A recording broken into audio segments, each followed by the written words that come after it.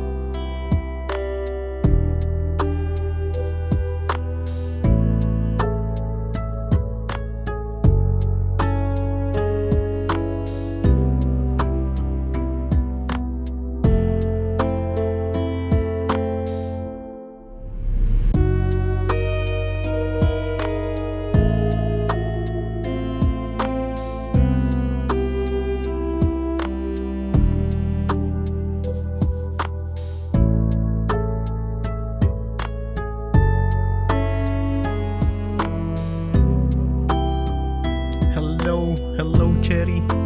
Hello.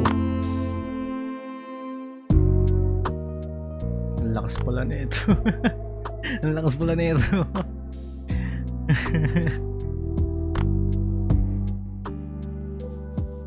Ano bang gagawin ko ngayon?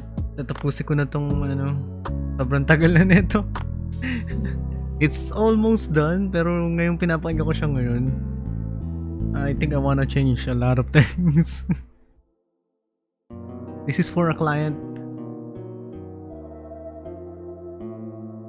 I think it's nearly done. I'm nearly done, I think. Oh shoot, no. Thank God for Control Z.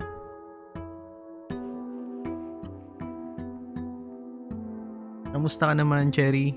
How are ya? How is the first day of the week treating ya?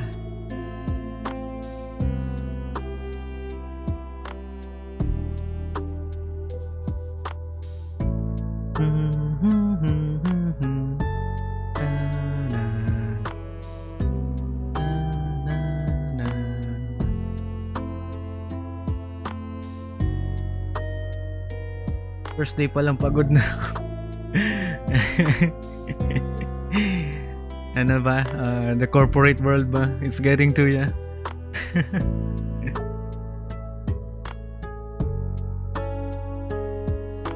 Ganun talaga eh. Monday talaga pinakamasaklap na na araw eh. Tsaka yung middle of the day. Middle of the week. Yung Wednesday, tsaka Thursday. Masaklap din yun eh. yung feeling na parang kakasimula pa lang yung linggo pero gusto mo na din matapos yung linggo, di ba?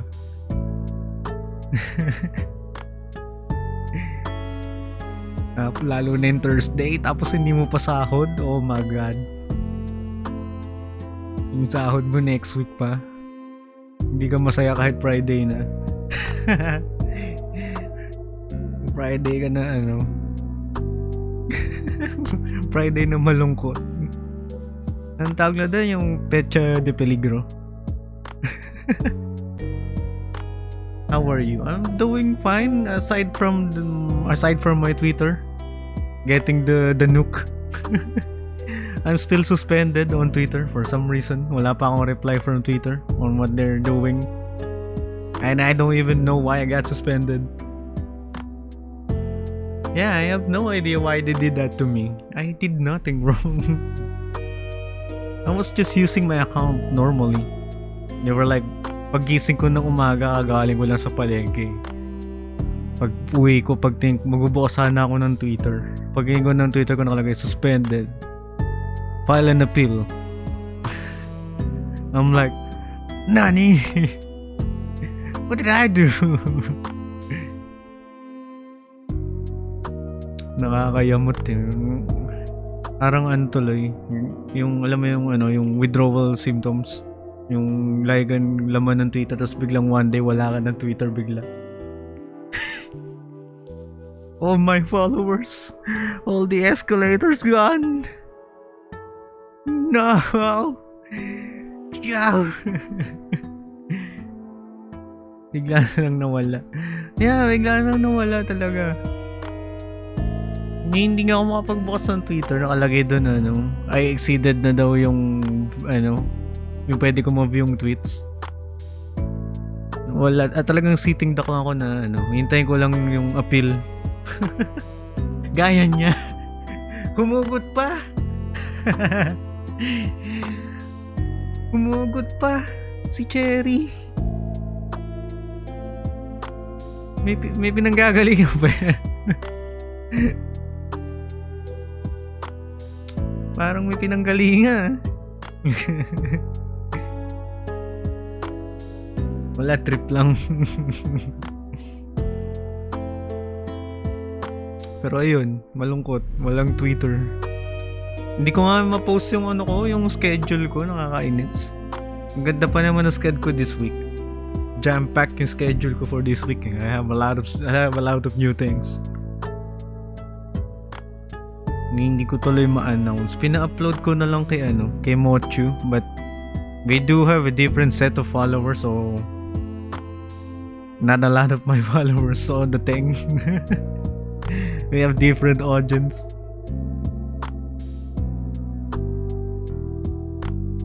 Oh yeah, I have to change yung baseline. Gusto ko na matapos to kasi meron pang, I think may 3 pang client na naghihintay sa akin. I'm not gonna lie.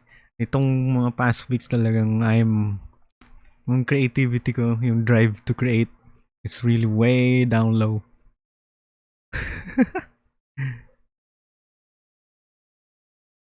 Saan yung base dito? Ito.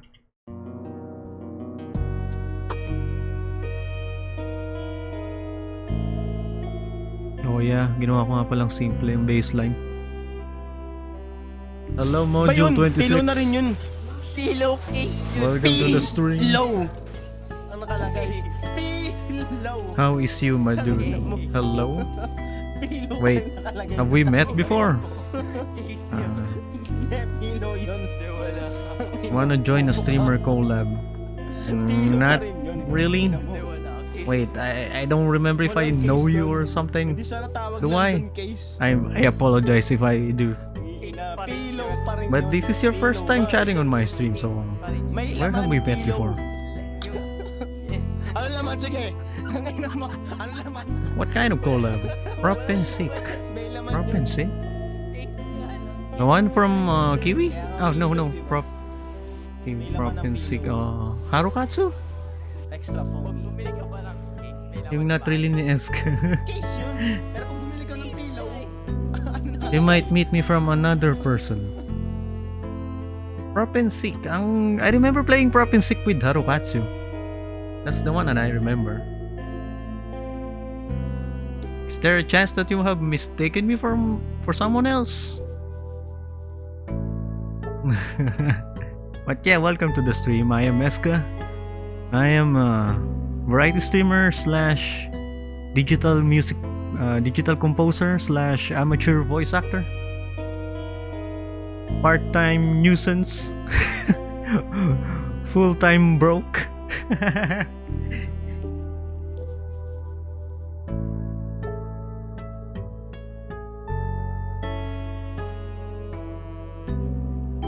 Same din. Okay.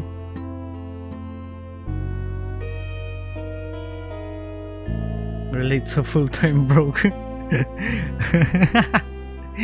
Mayroon makawala doon. That's one thing you cannot get past that quickly.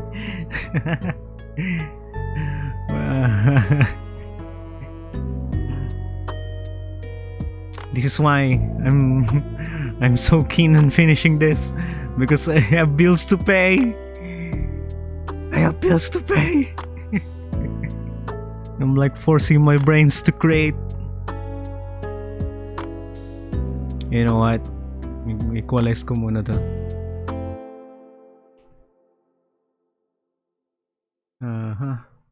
Mixing muna. No. Compressor. I need the compressor. Give me the compressor.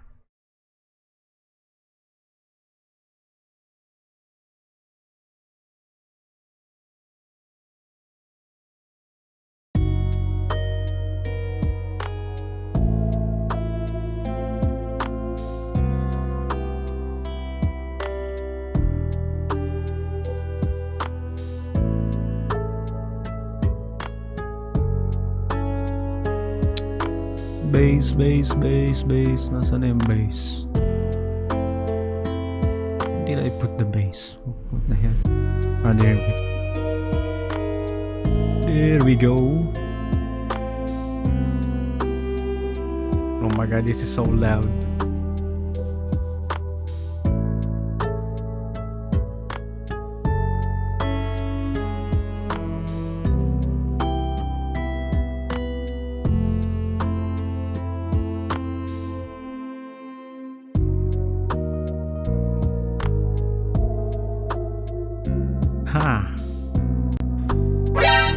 Nani? Bakit hindi na-activate yun?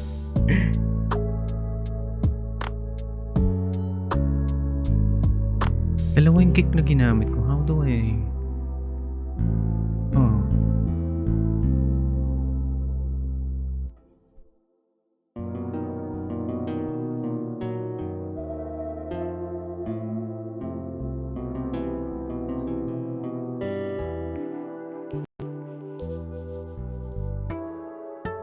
Na na na na na na na na na na na na.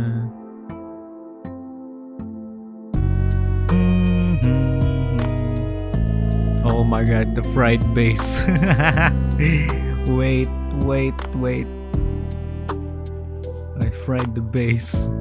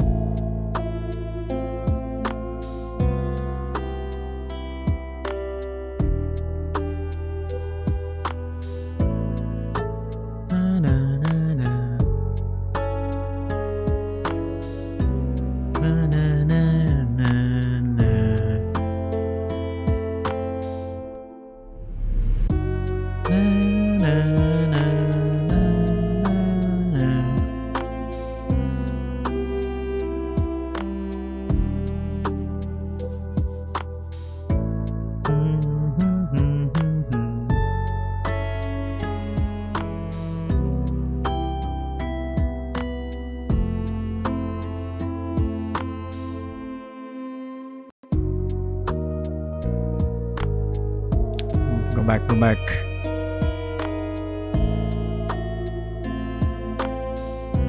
This is so wrong. Usually dapat Usually what you gotta do is finish the song first before yung mixing kasi may chance na lalo ka magtagal. Kasi if you introduce another instrument, you gotta do it all over again. There's a chance na you have to do it all over again. So I'm like FL Studio scares me. Hello, Soli. Hello. How are ya? Welcome to the stream. FL Studio scares me. Wait, anong program ba ginagamit mo, Soli?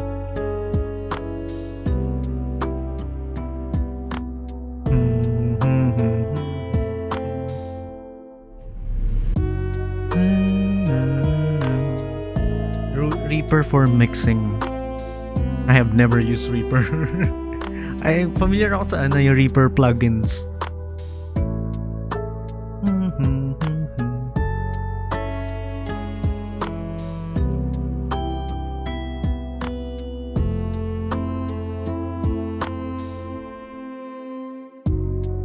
Okay, that sounds better.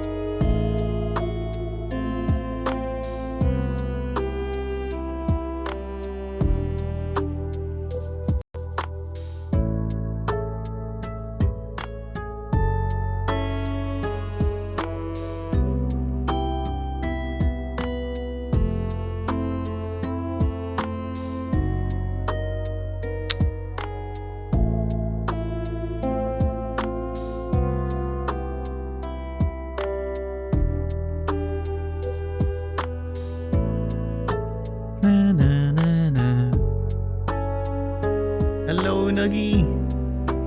Long time no see, Nuggy. How are ya?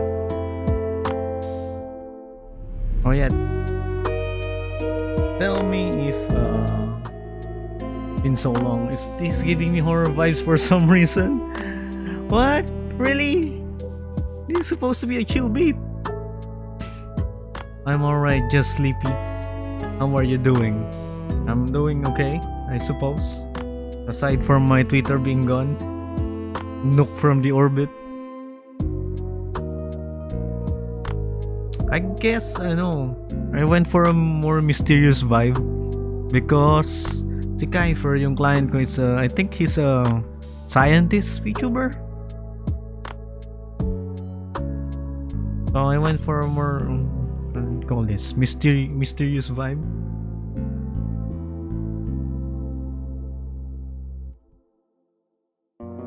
Supposed to play in his lab, if that makes sense.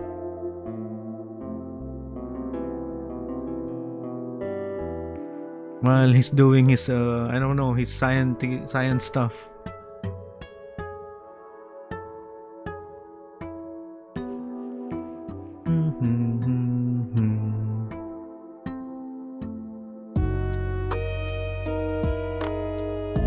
That saxophone though. Sheesh! I love saxophones. I love saxophones. I love working with them.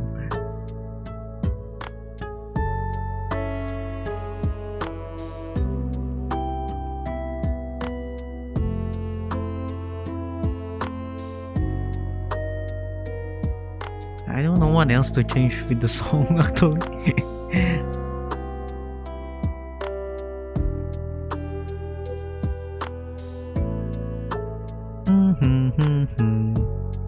I guess I can change yung the panning for some instruments.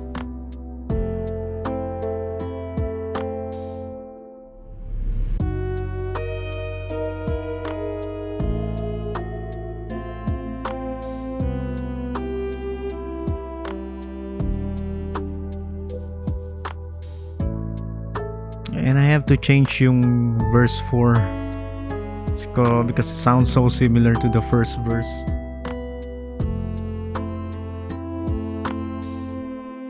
Oh yeah, guys, tell me if the music is too loud because I'm usually working on this stuff at almost max volume.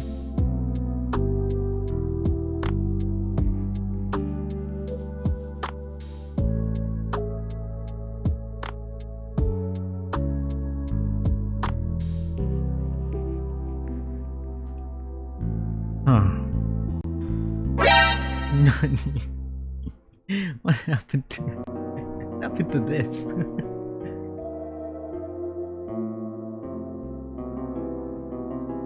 Na, na, na, na, na, na, na.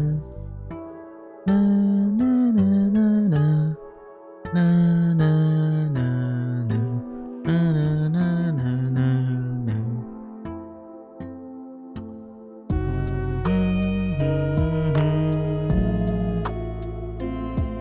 Yeah, let's have a look at verse 4.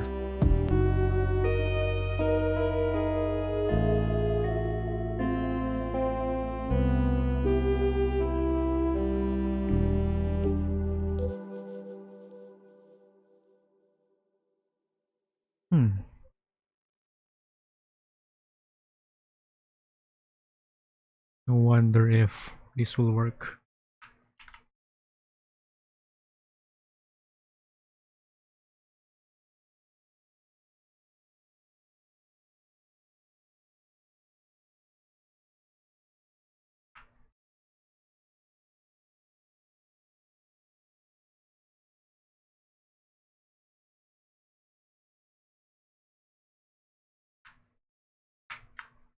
Oh shit. Deleted everything. Muntik na. What?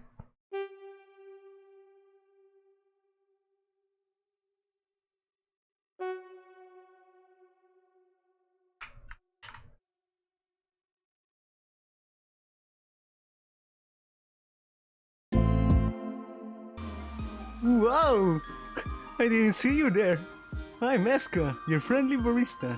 Hello, Bambi Haribo. Welcome to the stream. Hello, thanks for the follow. I am Meska. How did you find my stream? You're French.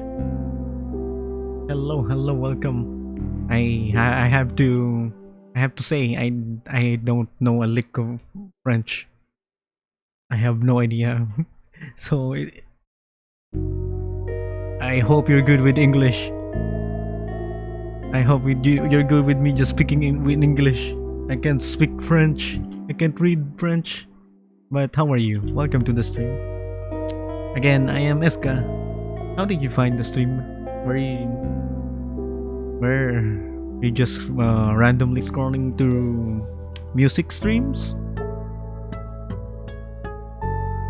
Wait, I didn't hear that. What?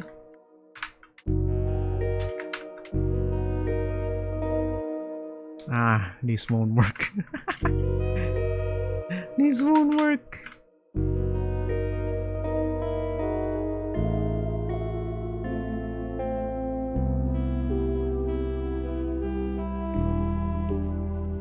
Hello, my name is Brian. I'm 22 years old. Hello, Brian.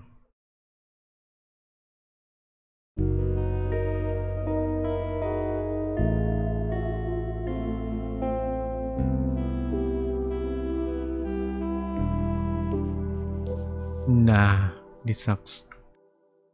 Bring it back. Delete this.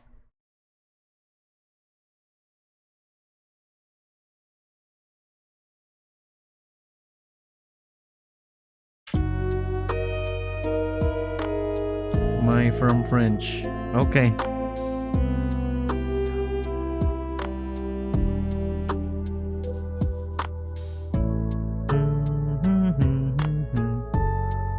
We got a viewer from France, huh? That's new. That's the first.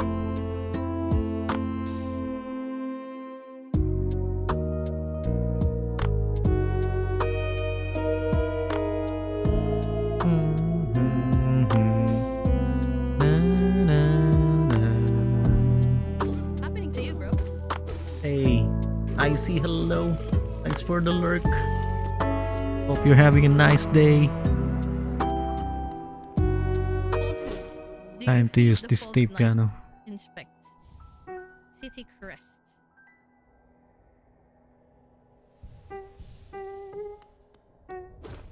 Look at that freaking weapon, bro. Like, bruh.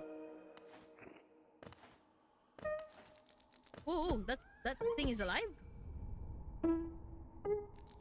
Whoa, you're alive? That is shocking. No, go there. What are you playing there? Are we playing ball? Dude, Hollow Knight? this insect Is is that Hollow alive. Knight?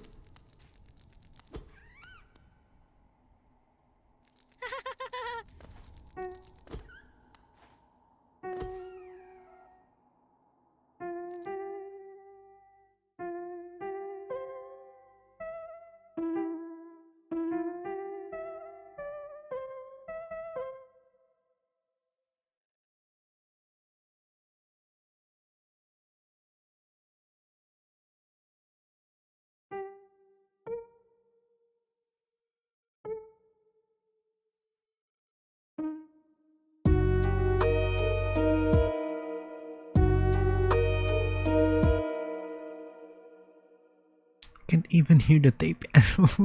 Not gonna lie. How am I supposed to make a melody out of this? I can't hear it.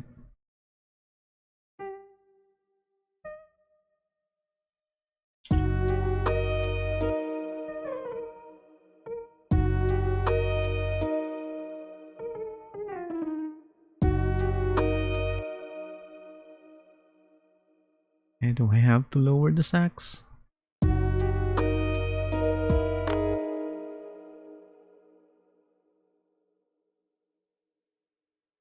I realized that the way that I make music is like puzzle. I'm more or less fitting notes. This is what you get if you don't have proper training, proper musical background.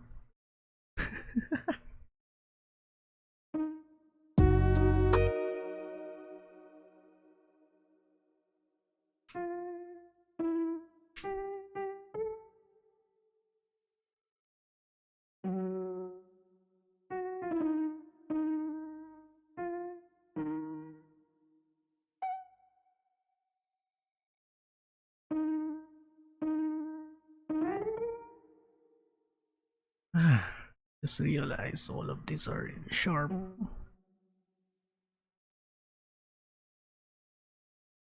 Hmm.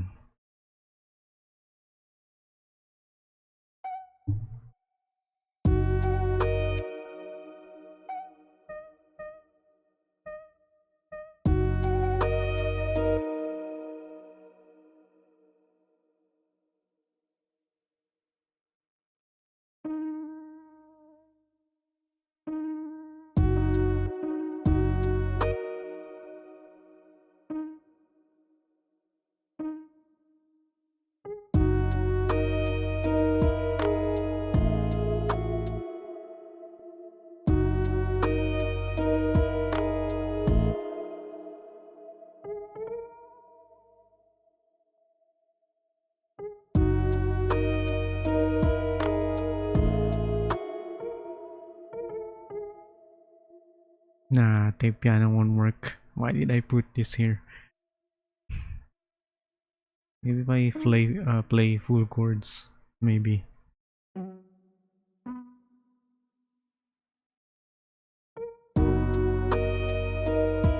Nah.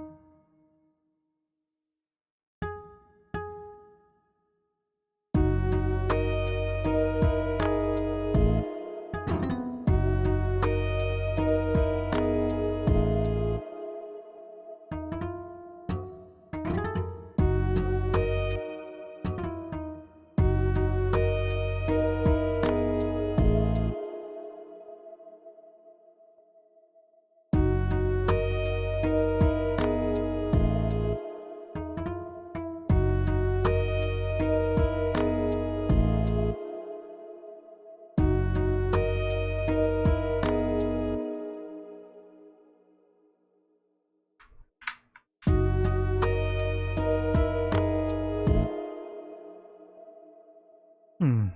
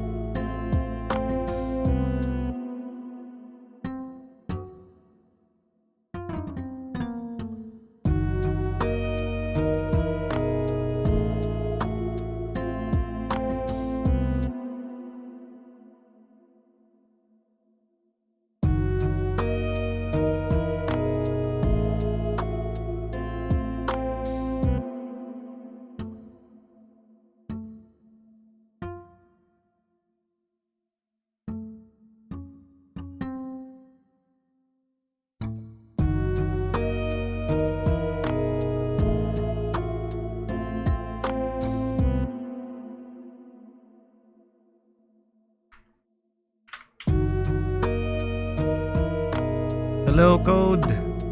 Magandang gabi. Magandang gabi. How are you?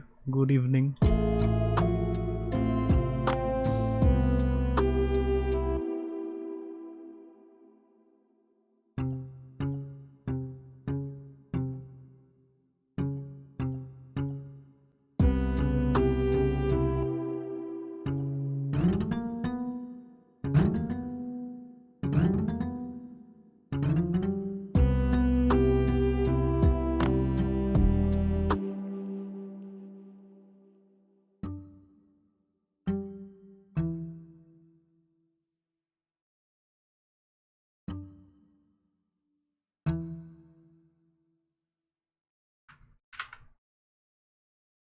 Any news with your Twitter? Nah, not yet. No replies yet. They did say that I have to wait a few more days.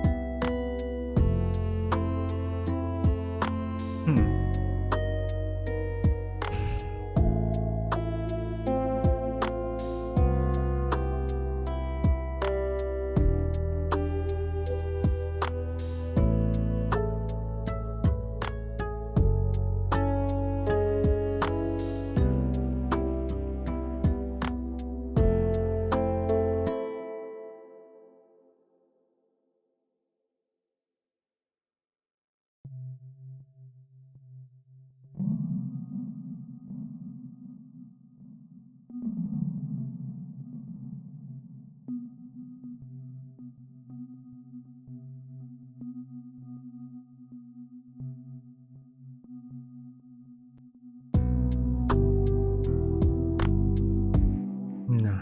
Nah, nah, nah, nah. That sounds ominous.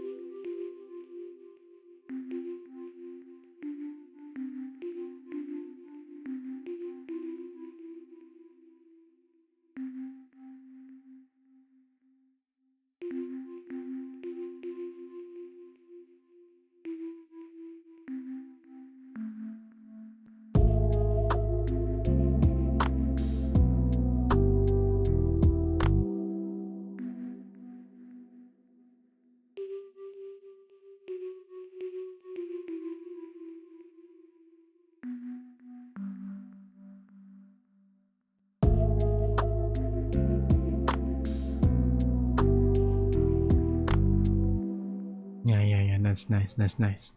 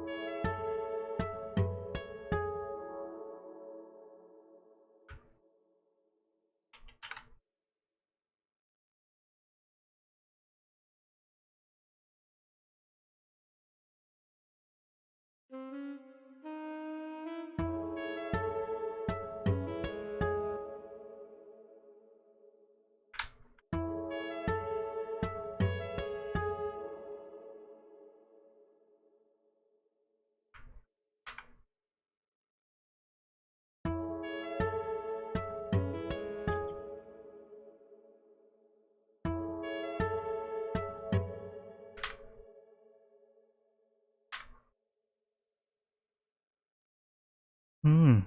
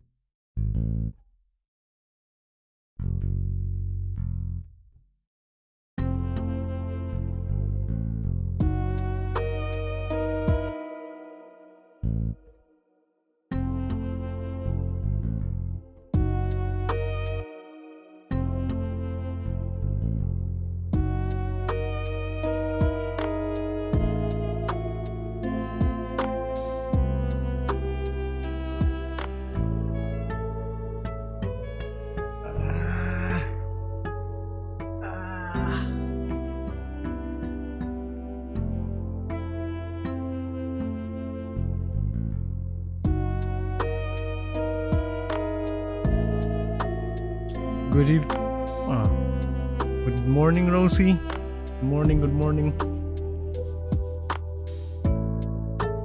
Mhm. How are you?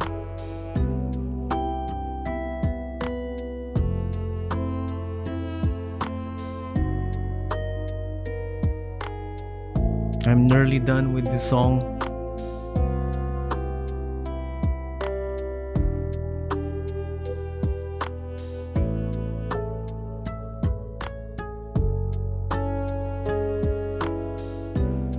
Sleepy? You're sleepy?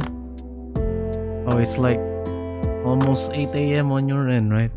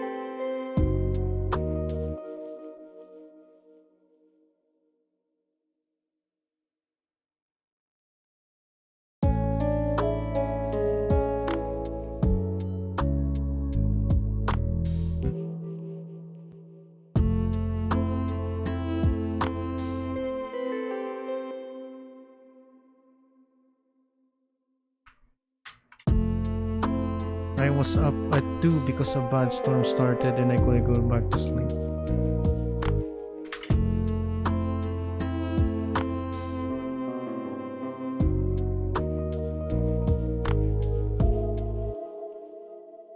That sounded that sounds off. I don't know why.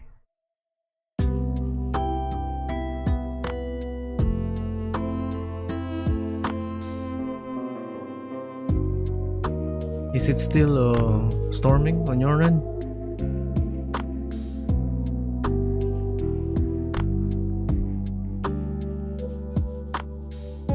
Wah. What's the wah?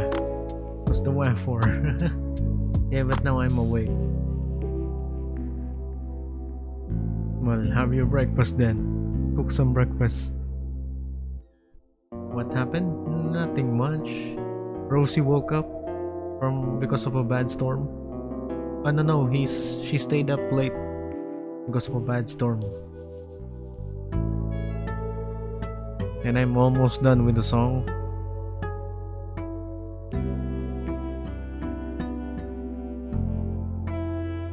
I dozed off for a couple of seconds since the music.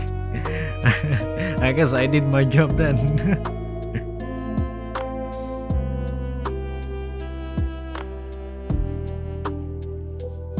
I didn't stay up late, the storm wasn't my fault. You said that you were up until 2. That's late.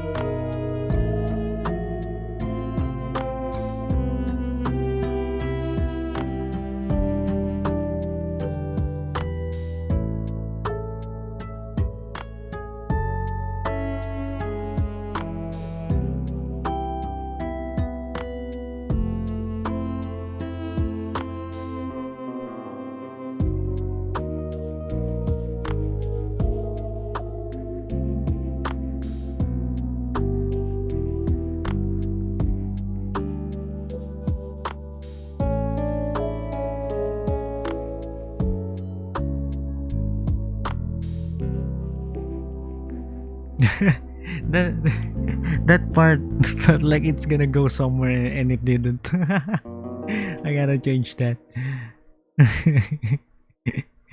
This part.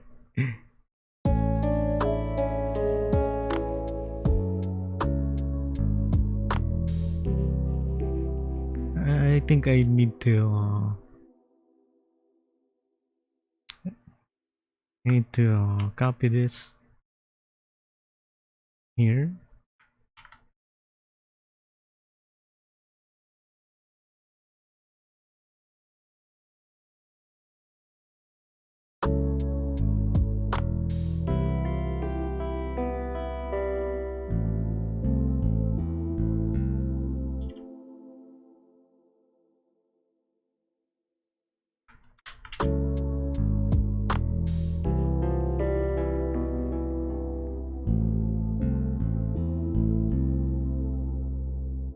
Yeah, I think that's better. I think that's better. We cooking.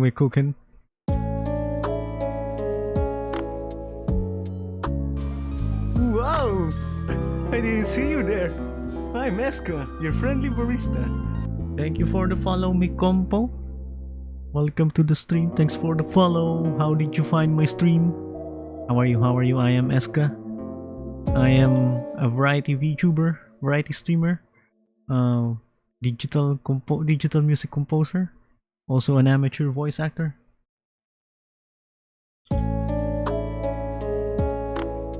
Woke up at 2. Oh, you woke up at 2. God damn it, fat fingers. Through Kiwi. Oh wait, your Kiwi's mod. I see. Still love that follow alert. I actually changed it. My follow alert before was guard screaming. You were a mod from Kiwi. Hello, welcome to my stream. How are you? Wait, is Kiwi streaming right now? I have no idea. I am so cut off from the outside world because I lost my Twitter.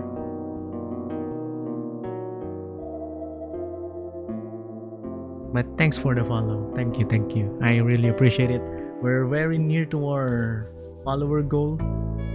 My spicy Dakimakura. I gotta find an artist for this one because the previous artist that I was counting on for, I don't know if I can still afford their rates. Oh yeah, right now I'm finishing this song for a client, and I think I am 80% done. Anything that I do from now on for here, for this song, I think it will be just redundant. I want to keep the song simple. I want them to be simple. The less is more, right?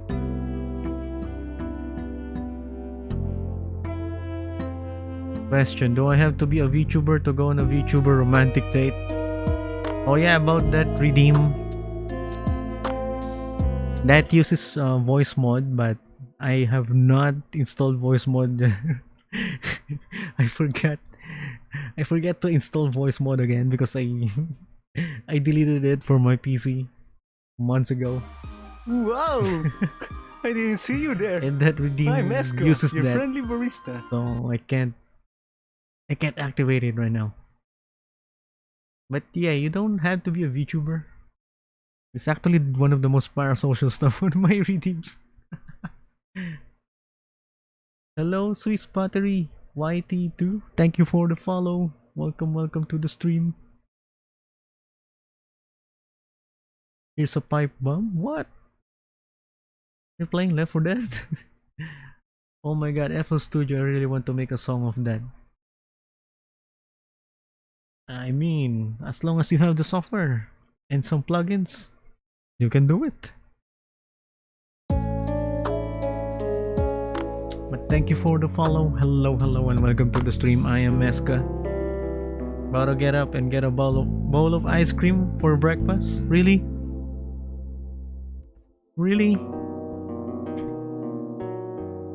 Your breakfast is ice cream?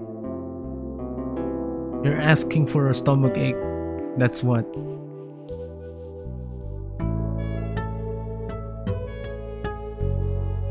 Ooh, I love the saxophone, baby.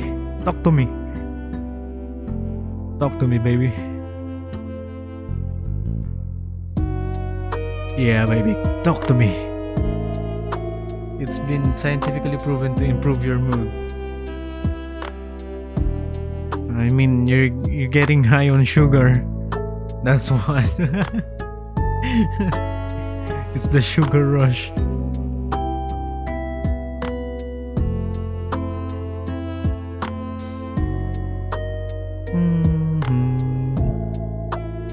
I don't get sugar highs. I mean, me as well. I don't really get that. But at the same time, I don't really eat a lot of sweets. I have FL Studio 21. I think what I'm using is FL Studio 20, I think. But I only make a song of cowbells. I didn't use cowbells this time, but I did use some deep sea bells. This part is kind of muddy. Let me listen to this again.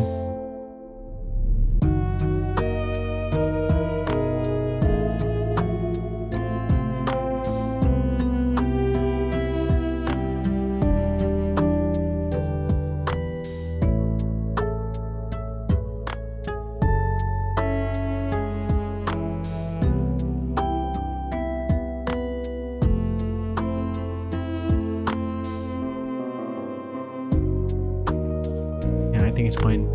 I think it's fine. I really need to finish this.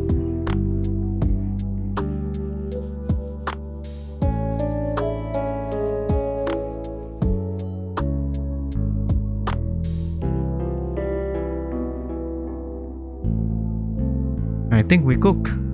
We're done cooking, I think. Tell me, funk is now getting popular now.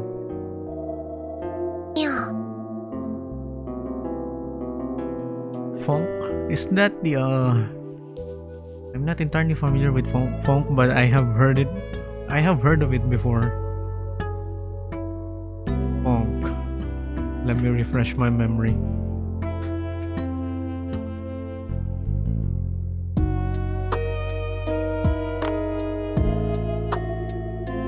Yeah, it's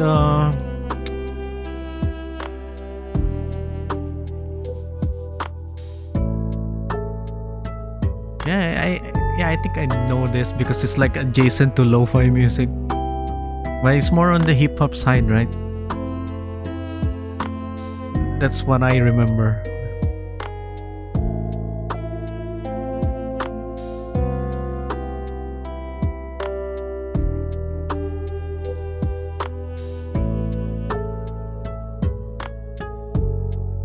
If you think it's bad to have it in the morning because of the sugar making you happy, then explain coffee and caffeine. Hey, caffeine wakes you up.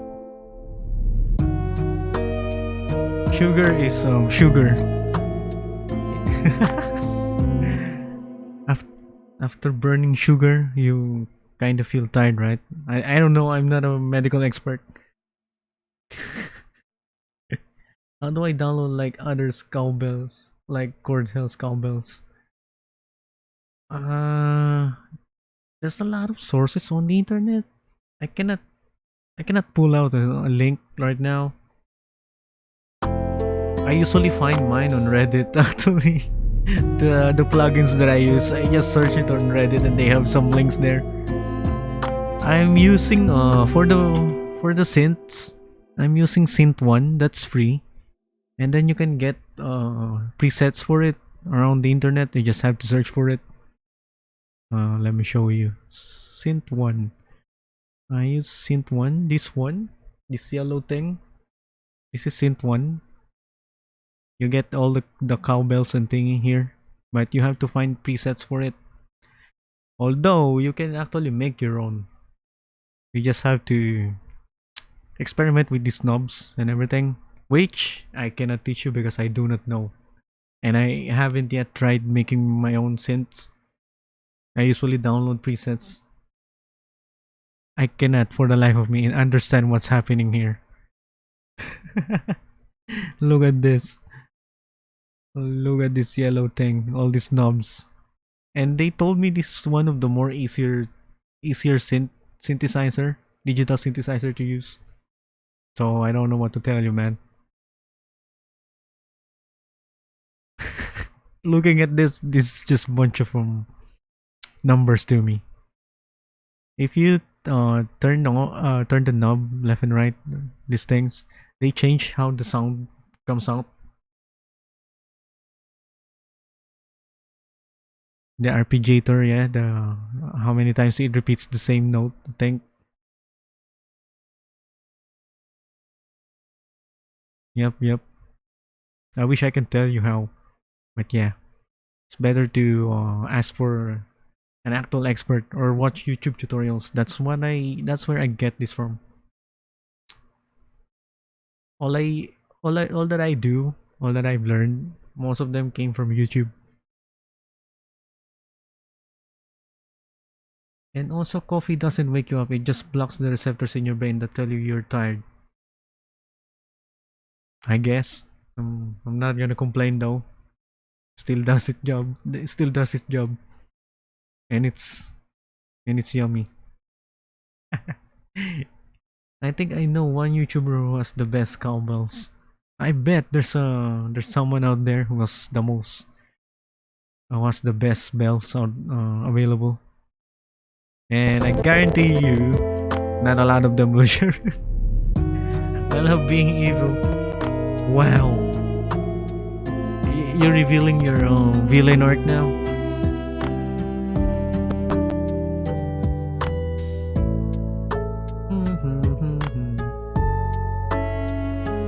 I saw this website called Candy Boy Funk Samples Kit. Yeah. Getting samples is actually great. Although I can't really say from experience because I really haven't used samples. Not enough really, actually. I don't really use enough samples, I think. I find it difficult to work with samples. I usually just create my own chords and stuff. I do have some packs here that I use, the risers, the cinematic hits, and some 808s. Hello Cassidy, welcome to the stream.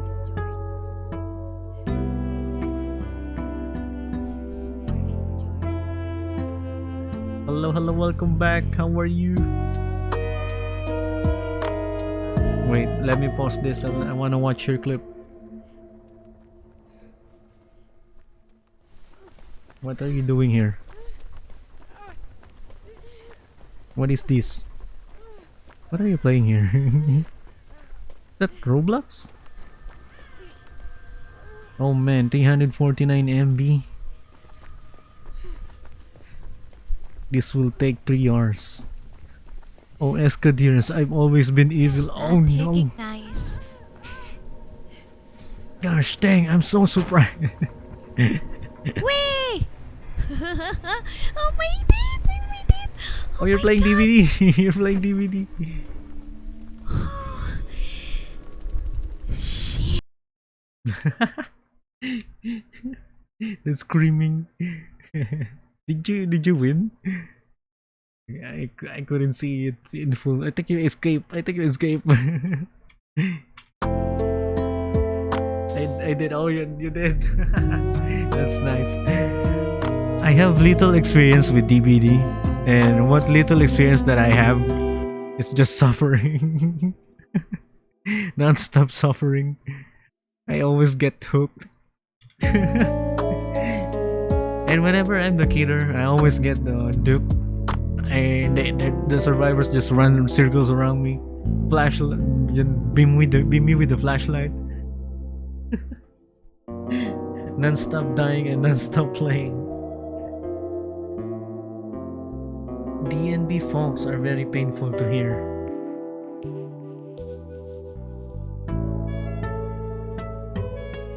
You know what? I'm gonna research on fonts. I think that's a new frontier that I haven't yet explored. It's time to add some add stuff to my repertoire. I'm so comfy, I don't want to get up. Kinda popular a bit. Yeah, I think it's. I think a lot of TikTok music uses funk, right? If I remember correctly, I think a lot of hits.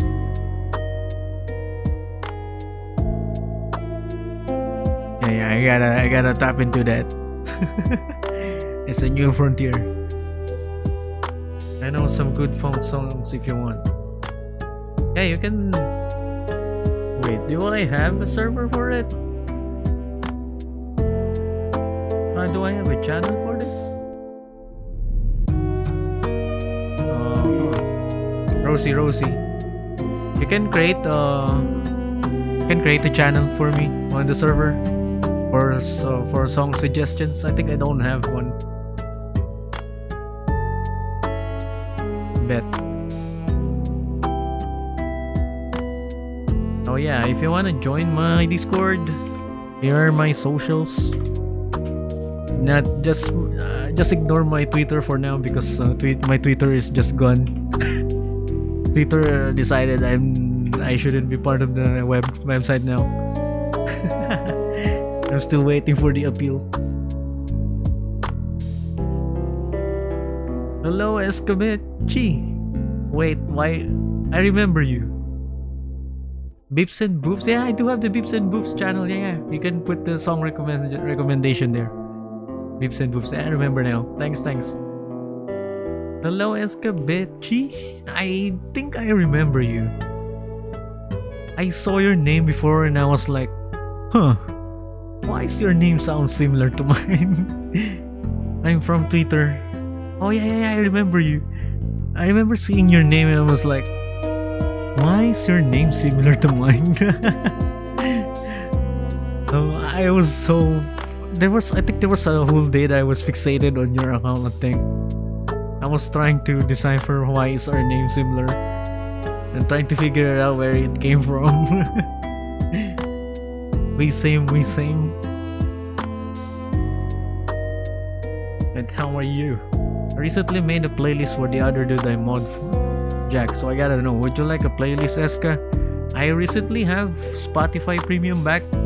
I got a deal for it, so if this is a Spotify playlist, just fire.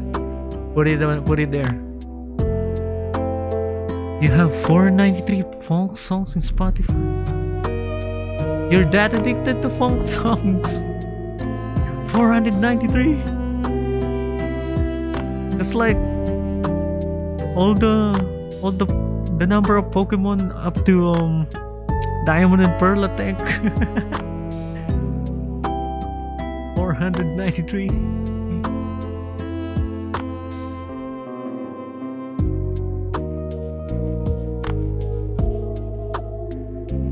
It is a Spotify playlist. I'll share it.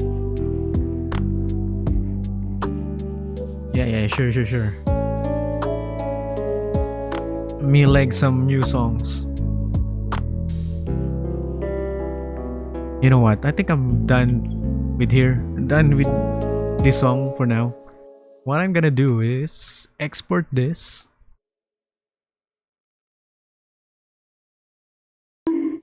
Wait, who bonked me? What did I do? Make a demo and then send it to my client. I hope they... Wait, how do I send this to my client? I only have contact with them on Twitter. And I don't have my Twitter. Oh no. Oh boy.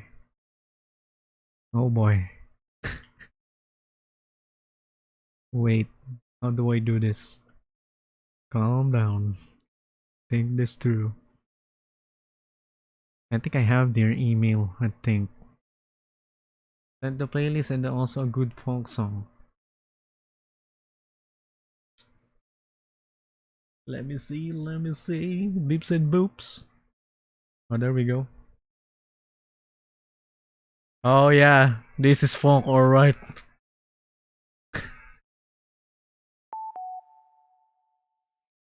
It's like montage music. for Valorant or something.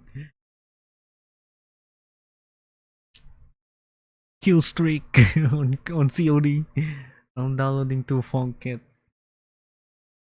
I only have Future Bass kit, which I haven't used because I cannot figure out how to make a Future Bass music. So hard for me.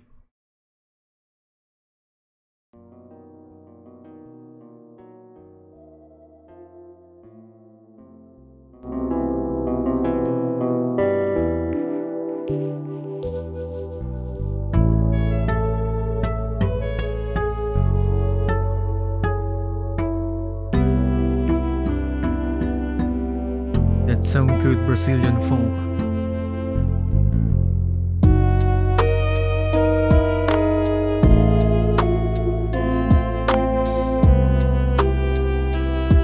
Yeah, I'm gonna send this. I hope I can get a hold of him. I don't know if he have a similar how do I reach this guy? I hope you gave me your email ad, please. Please, my good sir.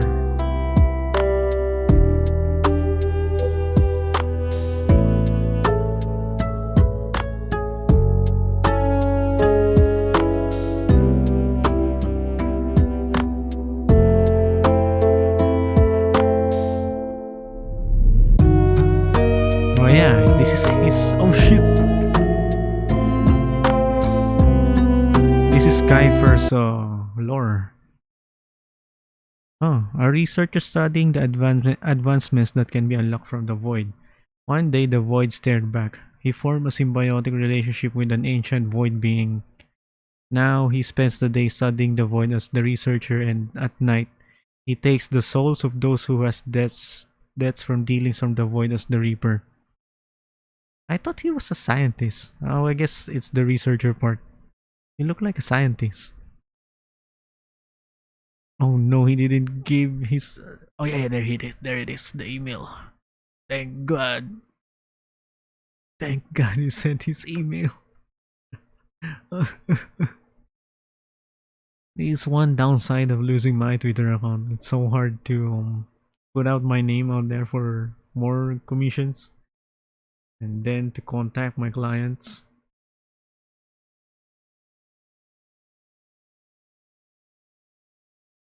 Can I give you a funk song? It's on YouTube. Feed FXRR. Oh wait, let me check. Wait. I'm gonna pull out the Esca phone in a sec. I'm just gonna send this to my client real quick. Just give me a sec.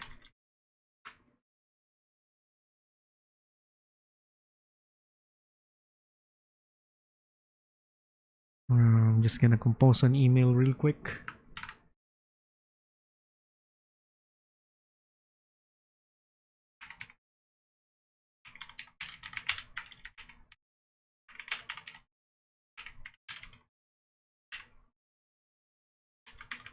Hello, Kiefer. This is me, Esca.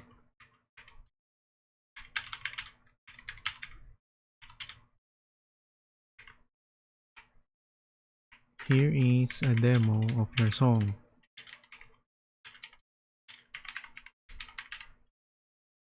I'd like to get your opinion on this one. Your opinion before I proceed.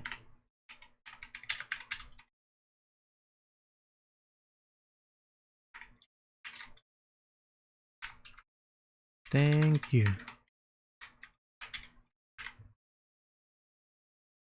Damn, I think I need to replace my keyboard. Some of the keys don't respond anymore. Why is everything going wrong? Just double checking that I'm not using my IRL email. I'm not doxing myself. There we go, send. If you want a playlist of your own, would you mind if I borrow the piece of art for the playlist cover? Yeah, sure, go ahead. You mean art from mine or art from other people? If it's from other people, you better have permission from them. Better have the permission from them.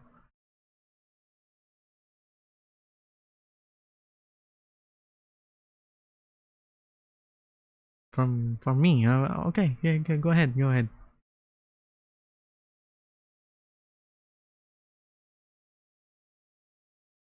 Wait, let me pull out my phone. Wait, where is my phone? Wait, why is this pause? Hmm.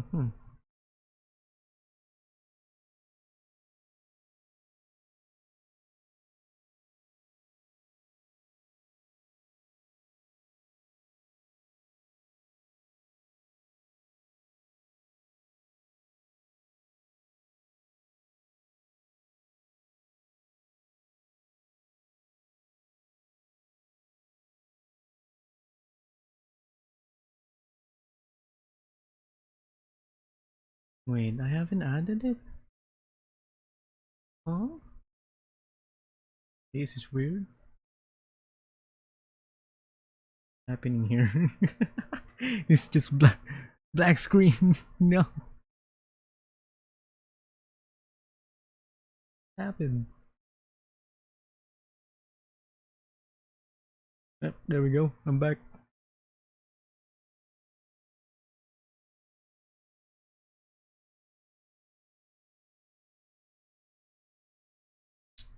Does this work? Let me check.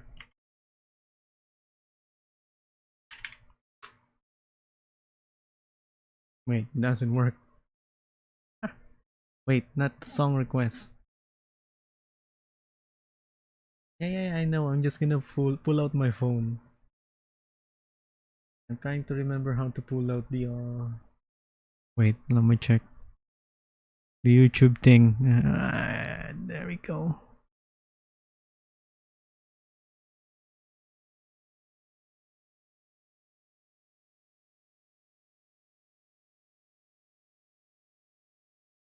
Oh, it's on cafe.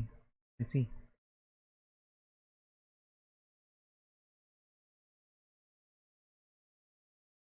Oh, what is the command for this? Oh, just YouTube. There we go, my phone. The Aska phone.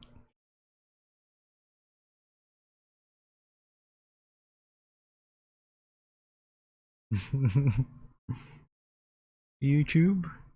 Will this work? There we go, my YouTube, bro. Yep, it's the Escaphone. The vision of Escaphone. What's the song again?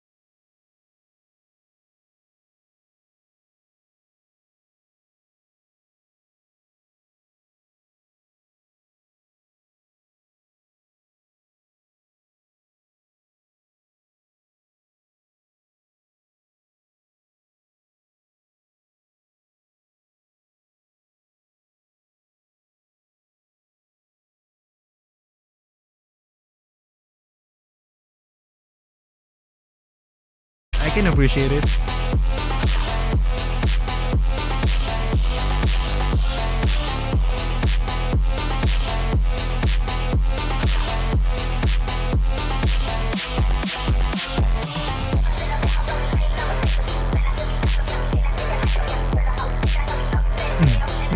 Yeah. I'm gonna play this on my speaker and then bring the whole house down with the bass. And then I'm gonna get kicked out.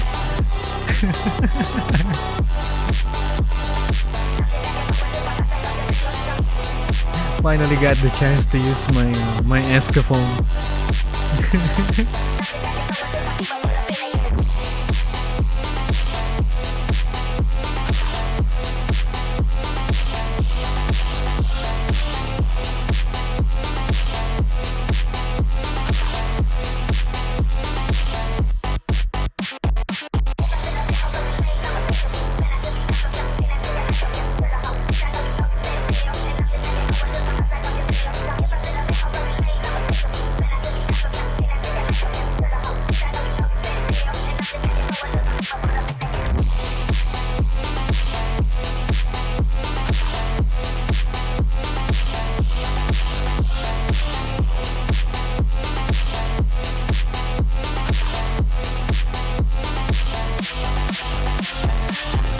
I hope this is this copyright? I guess this is copyrighted music. I just realized I got too confident. It's fine, I guess. Yeah, this is a nice song, but it's not the type of music that I usually listen to. But I can appreciate it now, especially now that I know how to make this a bit of music. I fully appreciate. Oh my god, another ad! Get me out of here! Done. Masters go for Nescafe Gold. Done.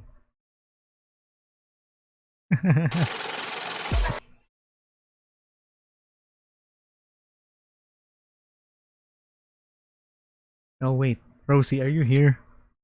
Oh wait, I think she's getting food. I think.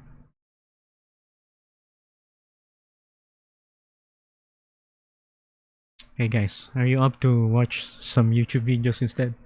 Oh yeah, there is one song that is similar to funk song called Live Another Day by Cordell and Free FLP by Panzer. When I hear it's the first time, I was like, is this Live Another Day but different version? Yeah, that's it. Okay, let's pull out my Escaphone again.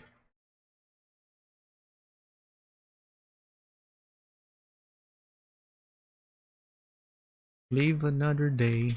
This is the last song that we'll listen to for the funk. I gotta study this on my own time. This is the one?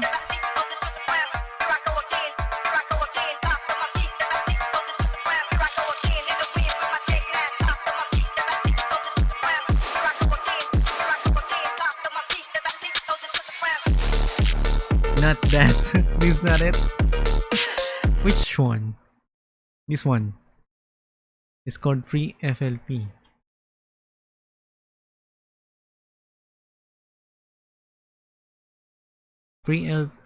Okay, Free FLP Panzer. This one.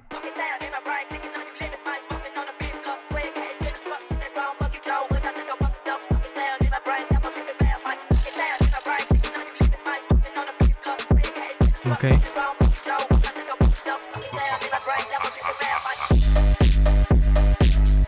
Yeah, I'm gonna be honest with you, I'm not really fan of the heavily distorted stuff.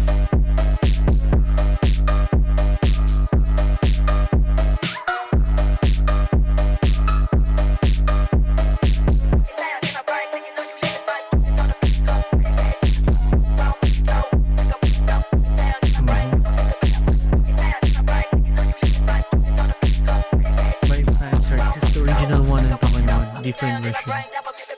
And this is the correct one, right?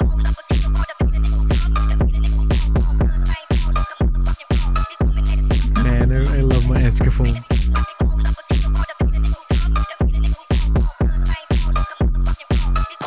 Can you compare the original one? I don't really know what to tell you, man. the beat is almost the same. I think it runs on the same BPM. That's why it sounds similar. I'm not an expert on this stuff, bro. I don't know I don't know what else to tell. Hello, Return. Hello there, Return. At least you like it. Yeah, I like it. It's not the type of song that I listen to. I'm not gonna lie, but I guess I can look into it. It's official. You suck. That's the last one. Yeah. Thanks for introducing me to funk. And I think my mod sent me a whole playlist. Yep, and a funk song, yeah.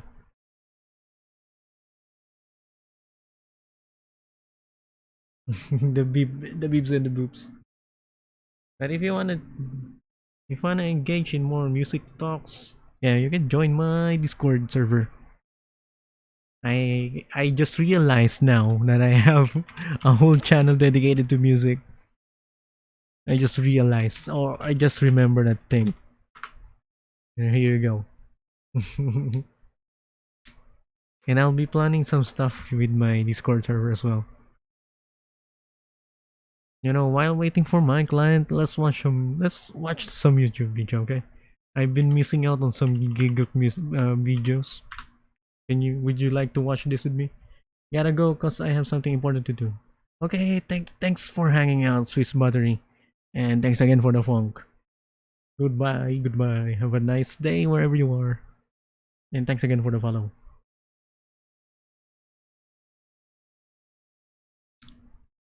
Let me guess. I just watched this anime. And oh my god. No, the ads! Go away!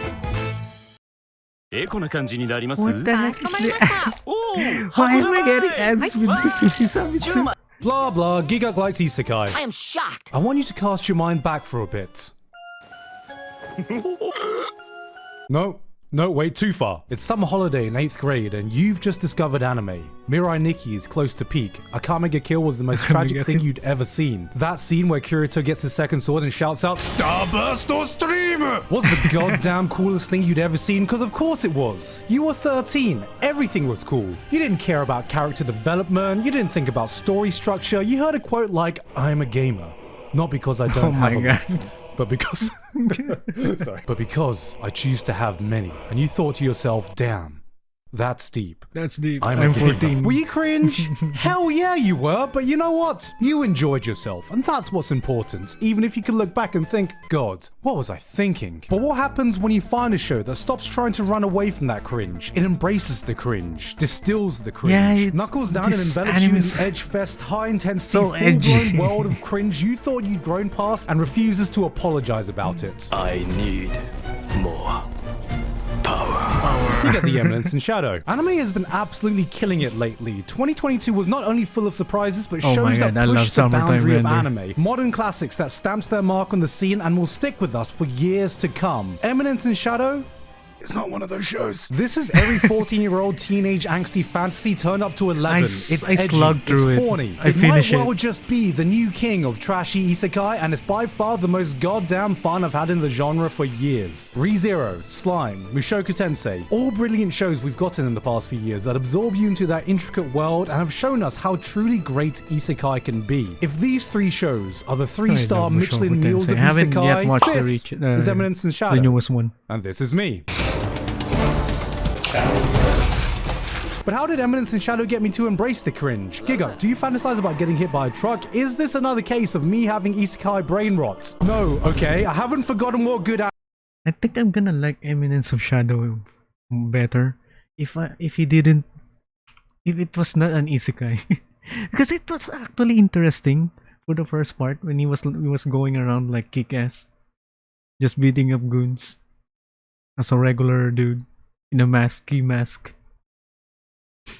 And then it turned into an isekai. and will stick with us for years Oh to my come. God. Eminence in Shadow is not one of those shows. This is every 14-year-old teenage angsty fantasy turned up to 11. It's edgy, it's horny. It might well just be the new king of trashy isekai, and it's by far the most goddamn fun I've had in the genre for years. I didn't have ReZero, much fun, not Slime, gonna lie. Mushoku Tensei, all brilliant shows we've gotten in the past few years that absorb you into that intricate world and have shown us how truly great isekai can be. If these 3 shows are the 3-star Michelin meals of isekai, this is Eminence in Shadow. And this is me.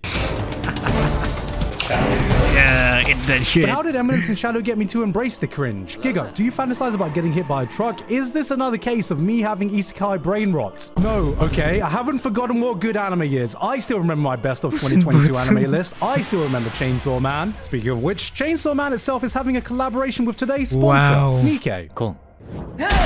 That's right, this video is sponsored by Wow. Nikkei, and we're working with them this month to let you all know about the hottest crossover this year, as Nikkei and Chainsaw Man are working together for the Yeah, first you do, time. you That's do, right, Giga. Chainsaw Man's most popular ad female placement is characters are on joining point. the Nikkei roster. Nikkei is an immersive sci-fi RPG featuring casual arcade shooter gameplay, and you can now recruit Power, Himeno, and most importantly, Makima to join your ultimate gun-wielding waifu team. The girls in Tokyo Division 4 have been seen in Nikkei's world through the Gatekeeper's dreams, which is very fitting, as Makima has crept into my dreams more than just a few times these last few months.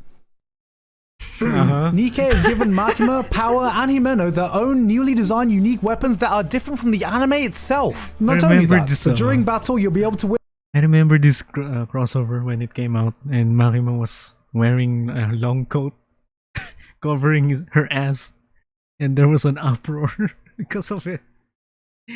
witness their People elaborate were skill like, cuts "Remove it. closely duplicated from Remove the Chainsaw coat." Man to a level never before seen in the game prior to this collaboration. That's not all though, as Nikkei itself now has a PC version available so you can play on a larger screen for more immersive gameplay, as well as new adapted controls for a more traditional Immersive mouse and keyboard gameplay, I shooting see. experience. Of course, there's Gameplay is- cross-platform support between PC and mobile for access to 90% staring convenient at an idle ass. gameplay, freeing up your phone to scroll through pictures of Makima while you play Nikkei.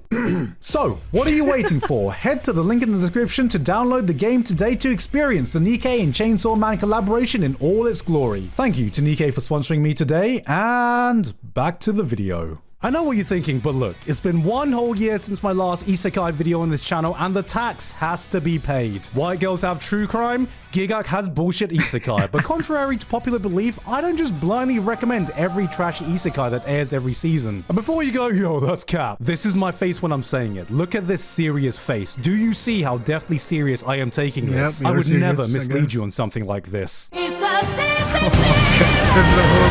a lot This is of a show that won't go down as a classic of anime. It doesn't have a lot in common with the isekai greats like Mushoku Tensei. Eminence in Shadow is edgy, self-serving. You see what happens in it and it's like... Well, see, Mushoku Tensei is more like... The plot goes like this. Sid Kagano is a man obsessed with...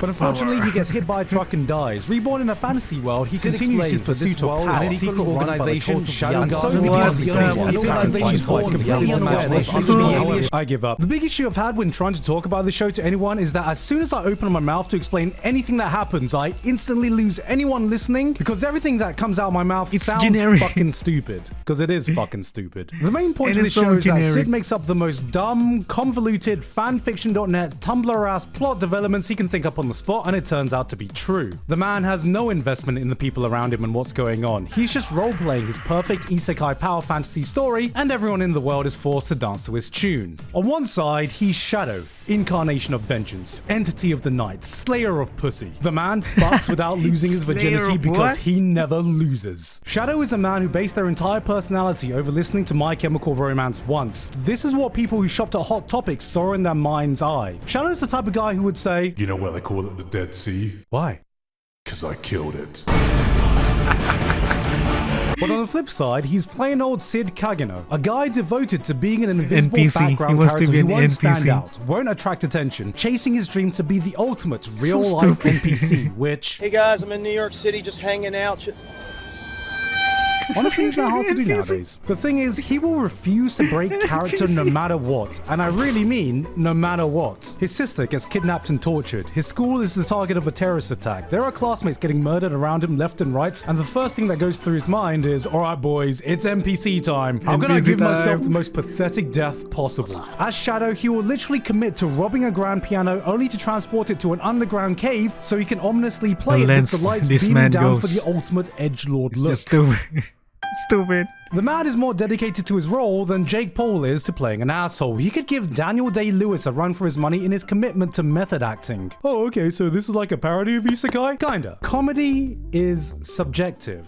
Yeah, Here's I a don't really phrase find people it use funny. when they're about to say they don't find something funny. Eminence in Shadow has some decent jokes here and there, though it can be hit or miss. Sometimes it'll do this thing where it will spell out this overused trope and pass it off as a joke, which is something I've always despised, but sometimes it can play around with our expectations in amusing ways. We've all watched that scene where the main character accidentally goes in the hot spring, sees the girl, she goes, gets angry, blah blah blah. Alright, here's what happens with Sid. Barges into hot spring. Yeah, this, I It's think this is the girl's only hot scene that I spring. actually Doesn't laugh. acknowledge the girl. Flexes his pee-pee. Refuses to elaborate further. Leaves. He just flashed his dick. This is a show that is not afraid to play around with tropes we're familiar with and subvert our That's the only scene expectations to that I varying actually degrees laughed. of success. But what I found more impressive, and a hell of a lot more amusing, is how hard it commits to its own bullshit act. It makes fun of itself while doubling down, tripling down, quadrupling the fuck down on all the cheesy, cringe-ass moments we roll our eyes at in your typical trashy power fantasy isekai. Beyond being a straight-up parody, it's just entirely self-aware. You find yourself not taking the show too seriously, then end up being completely invested in all the dumb shit that ends up happening. I don't They know, say Giga. that love I and was hate not are two invested, halves bro. of the same coin, but Eminence in Shadow proves that the exact same thing is true with cringe and cool. I can't Because what even happens remember when you the take all names of those the cringe characters. scenes that would only appeal to an edgy 13-year-old, distill it, rev up the stupidity to 100, does it somehow become cool again? This is what Eminence in Shadow asks, and I think there's one scene that encapsulates everything this show's about. So if you don't want to be spoiled for episode 5, just skip ahead. Sid has always been obsessed with becoming powerful. In his past life, he was already pretty OP. Yeah, this was the the man part that dedicated it was himself to actually being interesting. Batman without all the fancy gadgets. He had trained enough to take down any thug he encountered. But so what? No matter how much a mortal can train, there are still limits to what you can achieve. What if he went up against a firing squad? What if someone dropped a nuclear bomb on you? No matter how much you develop your muscles, hone your mind, perfected your skills, if someone comes along with a nuclear bomb, you'd be instantly vaporized. Or so he thought. Because, reincarnated in a new world, he refused to give up on his dream. There was still a height he had yet to attain. So, after years upon years of training, he arrived at but a single solution.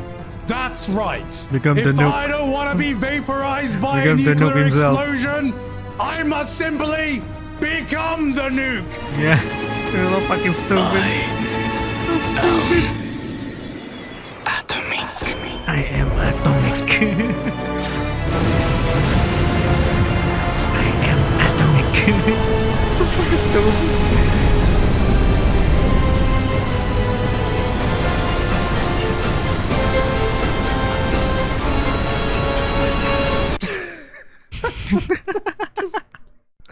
What the fuck did I just watch? So stupid, What bro. is this? Why did he say atomic in Times New Roman? Why is this so entertaining? This doesn't try to differentiate itself from a typical power fantasy isekai. This fully commits to being the power fantasy isekai, then goes 10 steps further beyond what is necessary. He is stupidly OP. He's never in any real danger. He'll say cringe lines and pass them off as the coolest thing ever said. You think other isekai protagonists specialize in having their own harem? Well, not only does every influential figure happen to be a cute girl who of course ends up falling for him, but he's goddamn built an entire shadow organization with 0 boys the allowed. girls. Alpha, Beta, Gamma, Delta, Epsilon, Eta, Zeta, Sigma. The man's created his own harem institute of hundreds, not dozens, hundreds of superpowered waifus that end up amassing so much wealth and power that they end up influencing the world They're stage. actually more And he competent did than this him. by complete accident. But the best part of all this is having to see everyone in the world take Sid's bullshit role-playing 100% seriously. Yeah, this is a fully functioning then fantasy all he land does with is, like, nations random vying shit for that power, actually secret happens. organizations manipulating the global politics. Characters are in a life or death struggle to defend the Just homeland says they so one love, random and then along bullshit, comes and then this it happens in Countries for pour real. their resources into figuring out what exactly is Shadow Garden, who's in it, what do they want, what are their goals and don't motivations, even know what how his does their goals are. presence affect the world.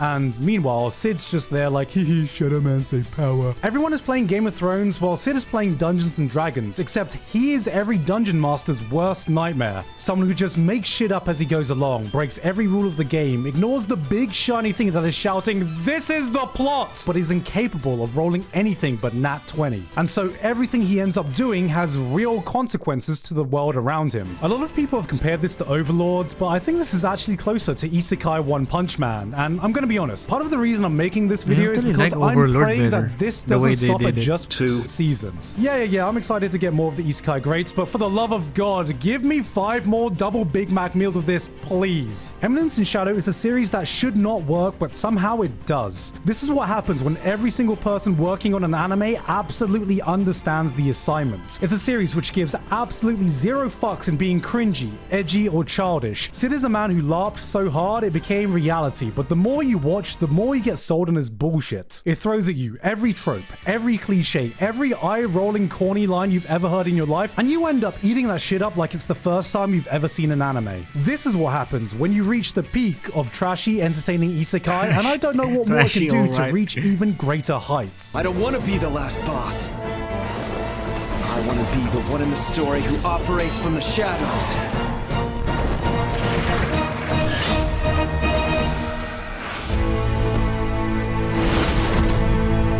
The Eminence in Shadow. The Okay, now Eminence it's in Shadow. This is so fucking great. Hey guys. What the fuck was that? Hey guys, hope you enjoyed that video. Thank you Yeah, very damn much it, this Giga. month to Alpha Sigma, I Author do Curtis not agree with that Eckstein, Basil, opinion. Dysfunctional Degenerate, Flabberwocky. What else? What videos of him that I missed?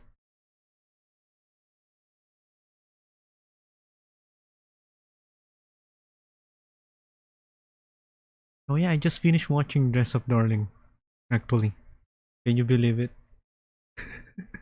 My Dress Up Darling might have possibly just graced finished us this. with the single best girl ever created, the cure for cancer. And I watched it in dub. And Amelie was great. I cannot believe how great her performance was as Marin. God dang. I didn't know that she's actually a great voice actor. The Theory of Relativity, Hirohiko Araki's Secret to Aging. All of these trivial things pale in comparison to the biggest scientific breakthrough the modern world has seen, as after years of trials and research, science may have well created the perfect waifu. This is the best girl of best girls, the anime girl he tells you not to worry about, the final boss of waifus, Marin Kitagawa. A best girl so great, so clearly above the rest, I can't wait for her to not be nominated at the Anime Awards next year. After over 10 years since I laid eyes on this scissor-obsessed, crabs-infected psychopath, and 2 years since I saw Chizuru in the critically acclaimed, fan-favorite harem romance anime Oh my god. NTR Dojin Rent-A-Girlfriend. I didn't think any girl could come along to rival them so quickly in my heart, but like Gautama Buddha in 500 BCE, I may have just attained spiritual awakening as basking in the mere presence of Marin Kitagawa has opened my third eye to possibly become my new favorite anime girl of all time. That is absolutely, unconditionally, without a shadow of a doubt, not because she reminds me of my fiance, but because she reminds me of my favorite VTuber. So without further ado, here is my 1000% scientific, fully peer-reviewed thesis on why Marin Kitagawa is quite possibly the best girl of our generation that may usher Earth into an era of prosperity that brings humanity into its second renaissance. And you know why you should be watching Dress Up Darling, because it's a bloody great show. I mean, it's an okay show, I guess. But before that, I'd like to talk about the sponsor of today's Oh my God, the episode, sponsor. Call of Antia. Hey there, you're looking a little stressed right now, and if you are here for sponsoring today's episode, and with that said, back to my Dress Up Darling. There's been a Here's my take on my Dress Up Darling. I think it's an okay show. Carried by Marin mostly. But Gojo was so bland. I won't lie. He's so bland. Like, for real. I guess I can sympathize with his plight as someone who has very unique hobbies as well, and that no one understands. But other than that, I cannot really tell you what his personality are. So bland. And The it genre sucks. that's been popping up recently that I like Because to call Marin is so Best great Girl as a the character. Anime. Series about a plain, typically average guy going into a story all That's- about how their life got My take on Komi-san, which I actually just watched the season 2 a few weeks ago, is the opposite. Komi-san is so bland. Tadano is a great character, but Komi-san is just so bland. So painfully bland. It's like, oh yeah, she's pretty. She's silent though, but it's okay. She's pretty. She can do anything. Yeah, everyone loves her. Yeah. flipped turned upside down by the appearance of a single anime girl who feels like they were perfectly engineered to be the ultimate life form.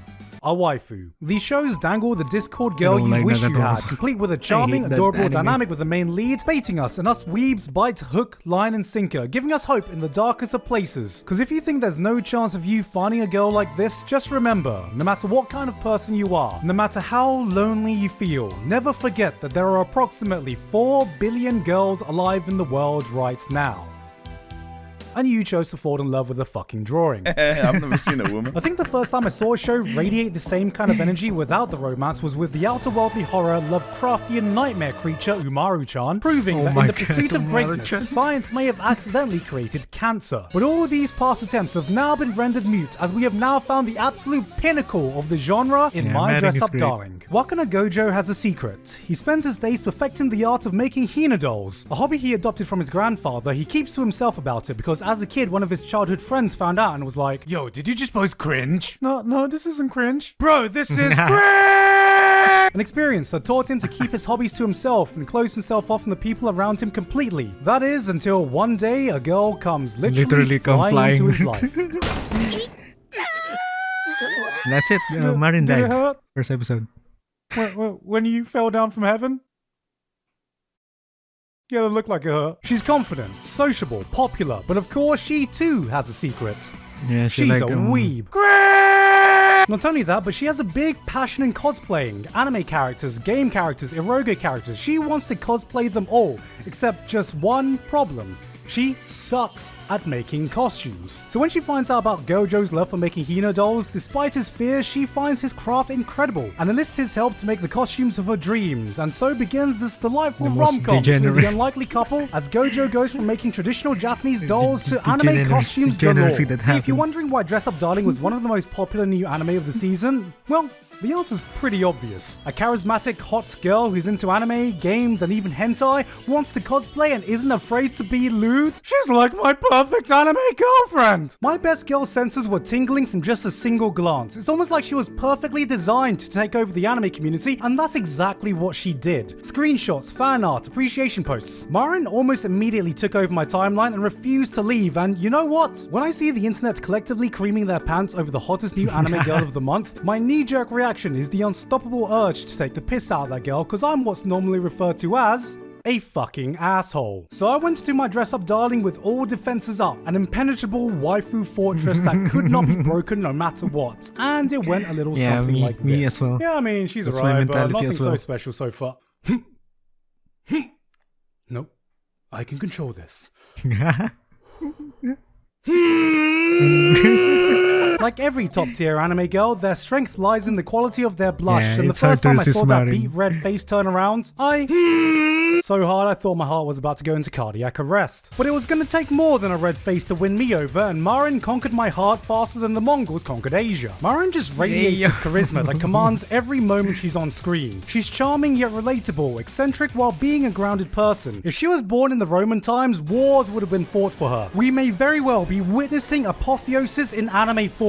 Here is a goddess living in the realm my of God. girls. Gentlemen, we may have in fact found The original Sigma female. That's right, there's none of this. Oh, maybe it's not because I like it, Barker. Here is a Sigma that fully embraces her true feelings, immediately accepts them, and pursues them. Where other anime girls take 10,000 years waiting for the ship to come, she's full on Michael Phelpsing herself towards the ship. She's lewd without being immodest, in an era which drove people to say, "Silence, wench! I don't want to be horny.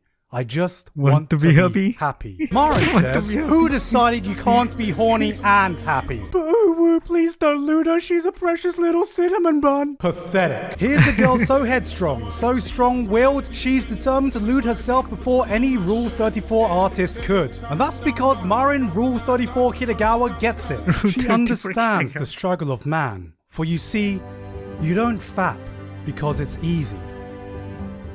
You fap because it's hardly any time passes in this anime without the animators fully showing their appreciation of Marin's assets all around. Alright, let me say it, this is a horny show and it looks fucking great. If hentai was art, then this is the Sistine fucking Chapel of smut. And poor old Gojo here is just standing there casually displaying the willpower of a fucking Green Lantern candidate with the damn Mona Lisa of waifu standing in front of him. This may make you think that Dress Up Darling is just another fan service show with the newest hot waifu of the month, and, well, that is absolutely true. But also missing a massive part of what makes this show so great. This may be a horny show, but it's an equally, if not more, wholesome show. I'm a sucker for stories about people pursuing or expressing their passions, and this show has that in spades. For anyone interested in cosplay, the show breaks down the process to the smallest details someone like me would have never considered before. A lot of research has obviously been put into this. When I was watching the show, I did not get into cosplay, but well, I did get into another rabbit hole.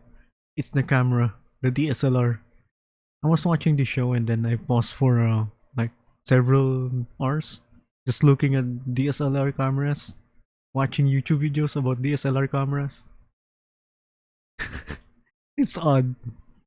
And then I went back to the show. Attention to detail shines through, but beyond this, it does such an amazing job in conveying the love behind the craft and why people find such a delight from doing it. I've never tried cosplaying or had any drive to do so, but seeing the pure joy of these people being able to become the characters they so love and respect, I can't help but catch some of the joy being radiated from them, and it helps me understand cosplaying in a way I never had before. I think the exact moment I fell in love with this show was the first time a costume was completed. Due to a miscommunication and a complete lack of understanding with how long it takes to complete a costume, Marin unknowingly pressures Gojo into making a cosplay for a character she really wants to become in a ridiculously unreasonable timescale. He stresses himself beyond belief and pushes himself to complete burnout, but somehow, some way, he finds a way to push through and finishes it. And when Marin sees the final product and finds out everything he's been through, you see her acting like a decent human being. She doesn't wave it off or have it divulge into a comedic moment. Hello, baby. Welcome to the stream. Cosplaying is so fun. It's why I love this anime because of how open it is about cosplaying. Yeah, I guess. I'm waiting. I actually liked that part of the anime as well. Fully realizes the fuck up she's done, the amount of pressure she's put him through, and gives a genuinely tear-filled apology most YouTubers can only dream of doing. There is real regret from a female lead, but Gojo, being the guy that he is, accepts it and moves on. He can see how much she wants to become this character, how passionate about it she is, and if he can make her feel the happiness of achieving that, then it's all been worth it. Yeah. So that part where Marin was like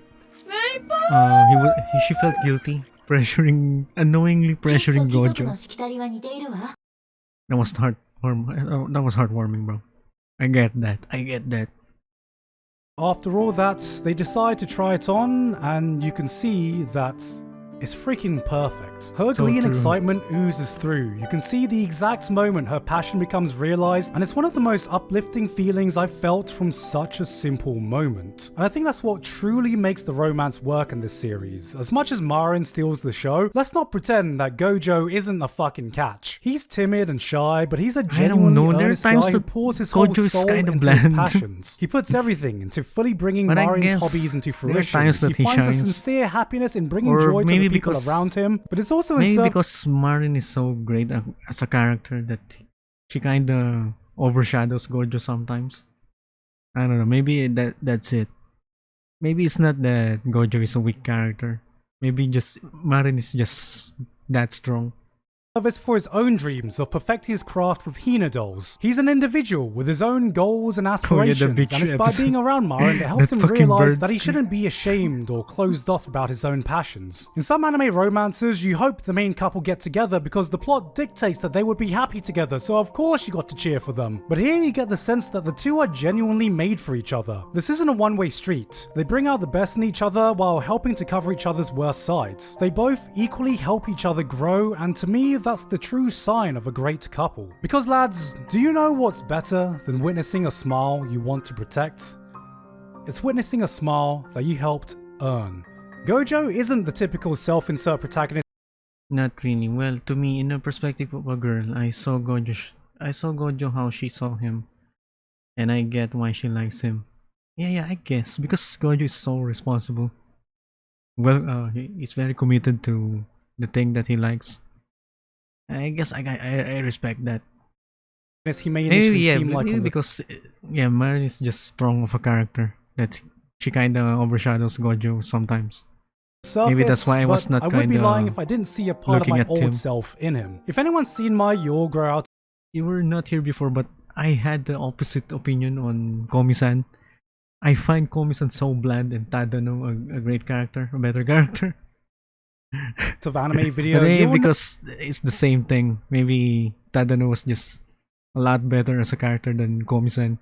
know I have an eerily similar story to Gojo from when I was a kid, involving a Pokemon pencil case and some girls who thought that no one my age should still be into Pokemon. And that experience stuck with me. Anime is my passion and has been for a very long time, but for a large portion of my life, I was ashamed to own Yeah. up to it. When I was growing up, anime, gaming, and nerdy shit in general was looked down upon and laughed at, so I kept it to myself. I was a closet anime fan for the longest time, even when I was in uni making the good old Anime Zone reviews. Not a single person around me knew that I'd even liked anime, let alone made YouTube videos At least about it. nowadays It was it's a only lot when I grew better. older The that I actually stigma met of people who watching accepted anime my passions, made as friends who I something could nerd out cringy. with, I surrounded think it's myself more or with less people gone who away. accepted the real me, who helped me feel confident in being open and pursuing my passions, and now you can't fucking shut me up about topics I'm passionate in. And that to me is what makes Marin best girl. She isn't true waifu material because she's a sexy cosplay girl who's into anime and video games and likes all the same nerdy shit you like, but because she's down to earth,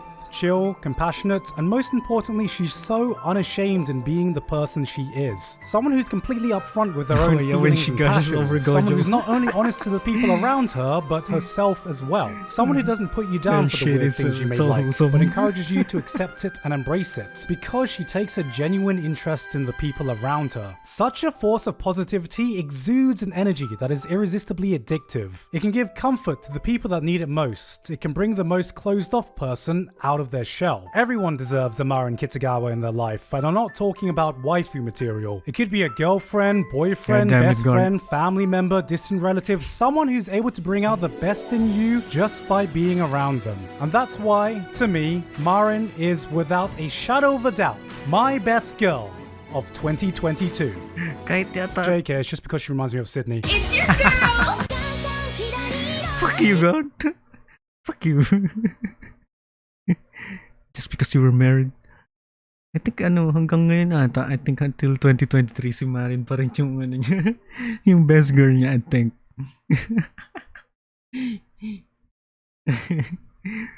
Fuck you, God. Screw you.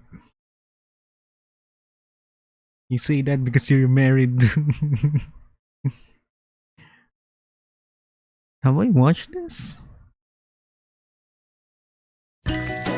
Oh my god, the ads. Twinings. Whining. Like when last season we got Spy X Family completely taken Oh yeah, I over. just finished watching. Actually, it's Sydney best girl to him. I mean, I guess it should be. Yari siya pag hindi. Matutulog outside si Gart. Outside ako lambo. Kaya natapos ko lang panoorin niya actually yung Spy Family.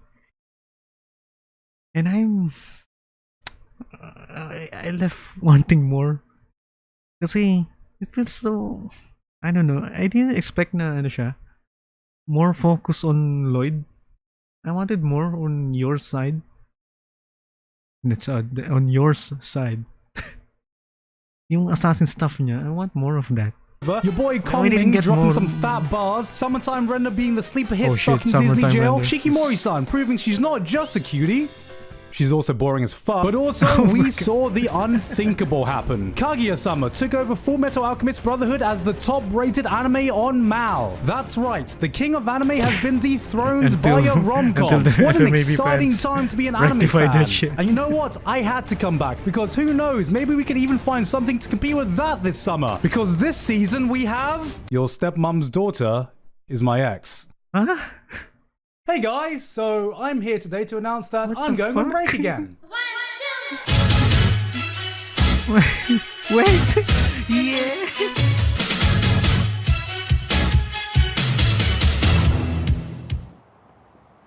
Oh yeah, Call of the Night. This shit is amazing.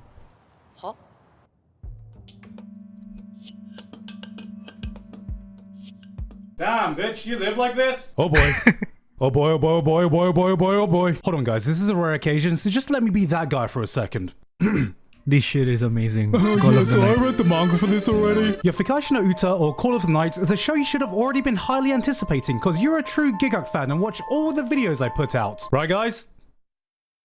Right? Because I made a video about how much I enjoyed this manga, and after watching these episodes, I feel a new sensation of unrivaled pride watching an anime It's, ano, adaptation living up. It's vibes, the anime. Just pure vibes. If yung, yung isa ka sa mga tao na hirap matulog sa gabi, this is the anime for you.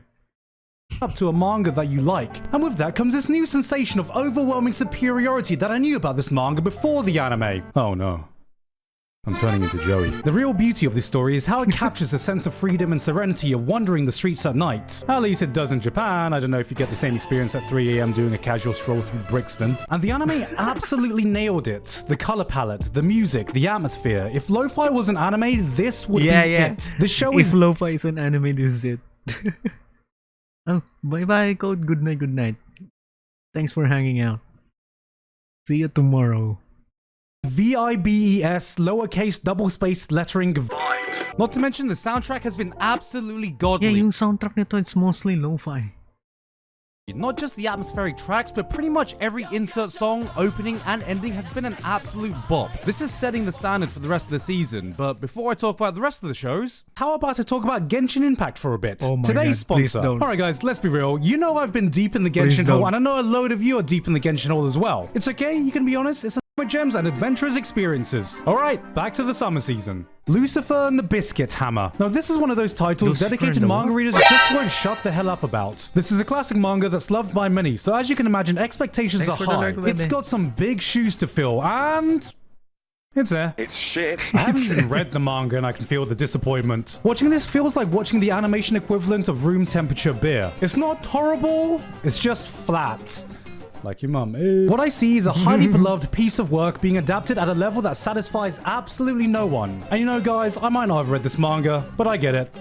I too have seen my favorite doujins animated by Queen Bee. Anyway, now for something completely new. 異世界転生って知ってるか Never. From the author of The Strongest Sage with the Weakest Crest comes... I gained a second character class and Oh my became the God, strongest God. sage in the world. They're the same picture. Alright, I'm just being facetious, but I don't know why this guy chose being the My strongest isekai sage to life. be his gimmick. How- Find me a guy who thinks this is a cool original hook, and I'll title, find bro. you a guy who gets stupidly excited over Really? the millionth isekai. It's back! It's back! I never thought this day would I actually still yet come. to We've watch done it, this one. boys.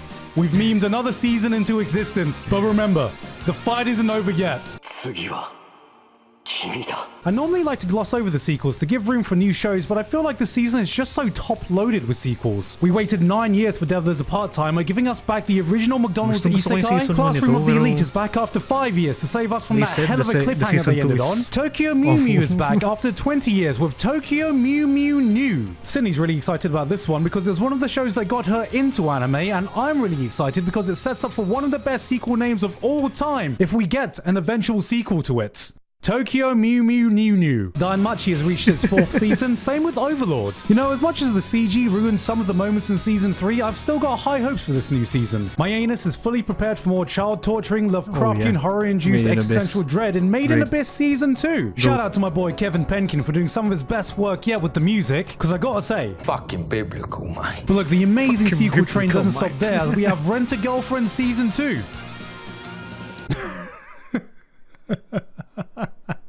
Did anyone watch this?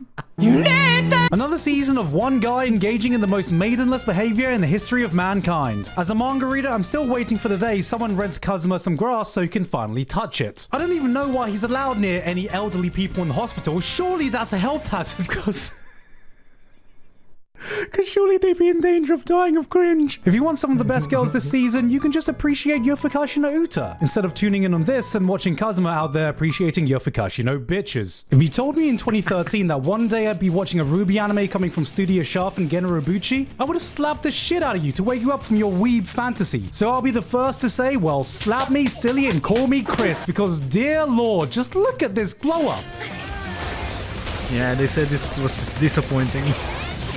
The only thing that makes me sad is that I only wish Monteum was here to see the fruits of his efforts. Because even with cuts like this, there's just something about his choreography. The way his battles have a certain fluidity. Actions that flow from one to the next, to the next, to the next. Like a tempo to a song, it was magical to watch. And will never be matched even in a beautifully animated show like this. The man really was a genius. But honestly, who cares about the fight scenes? I know the real reason we got a full anime budget was to see some full 4K HD cookie-eating Sakuga action. This is the real glow-up we needed. Alright, the cookies. Let me see her eating the cookies. Oh my god, there it is. Here it comes. Here it comes.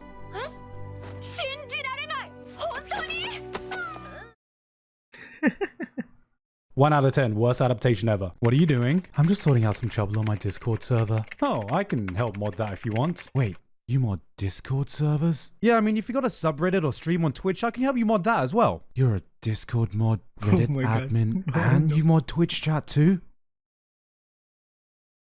Oh no.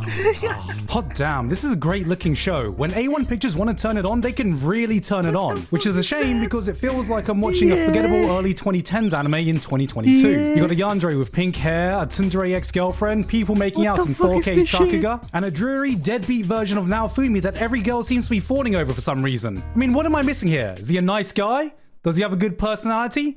Is he rich and famous? Is he a not related by blood sibling? You remember that show, The Detective is Already Dead, from last year that had amazing action scenes like this and everyone's been talking about since? Huh? Huh? No, you don't. Yeah, this is going to be one of those shows. Is what I would be saying if I didn't live stream my opinion about it, only to be told, promised that it gets better by episode 3. And after watching it, I gotta say, It was alright. It's shit. Big titty Ada succubus wearing the virgin killer sweater. That's the show. Wait a minute. Summoning a familiar to make a contract with them where you have to feed them mana via bodily fluids to have them stick around? this is just fate except it's really horny. This is just fate except it's got a big titty character with Ada energy. This is just fate except the viewers are just raging degenerate. This is just fate. We got a show about is young fate. magical girls hanging out at their dorms at a mage academy or something. I believe this one's called Tiny Witch Academia. There's also Reverse Takagi-san for all of you who are looking for a cute rom-com this Reverse season. Takagi-san. Yakuza's Guide to Babysitting. Now, this is a cute one. Another show to add to the daughter simulator genre of anime. But unfortunately, we now live in a post-Anya world, who has just completely broken the daughter meta. Look, this girl's adorable and all, but where's the meme faces? Where's the waku waku? Where is the elegance? Honestly, when your daughter game is this strong, I don't know how anyone else is meant to compete. メガネがないときはこうするといいよ Very ほら elegant. こうもっと針の穴みたいにあすご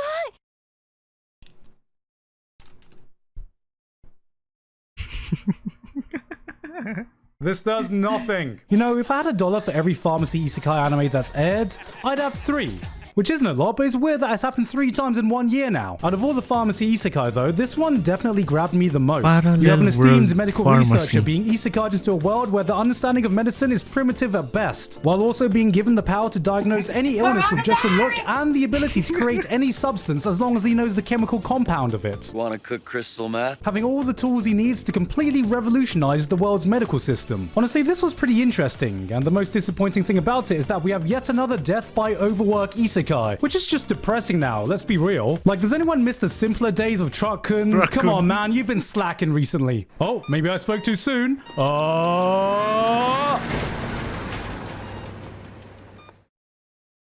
You fell off. So when I first saw the title, Uncle from Another World, I was like, God damn. They really are just throwing words on a dartboard and adding another world to it. But it turns out this was one of the best parodies of isekai I've seen. Guy's uncle wakes up from a 17-year-long coma after a truck accident, and it turns out he was isekai this entire time, saving some far-off fantasy world. And the best part? He's managed to keep all his powers from that world. Yes, this is a post-isekai story, but now back in the real world, needing to reacclimate to society. What does he decide to do with these powers? He became a YouTuber. The show has more than its premise though. Beyond its gimmick, its characters are genuinely funny and keeps the show from becoming stale beyond its meta hook. Basically, it asks, what would happen if the person that got isekai'd was a fucking idiot? I think it speaks volumes though, that even in a parody that's making fun of all the overused tropes and one-dimensional characters in isekai, I still unironically fell for the fucking tsundere.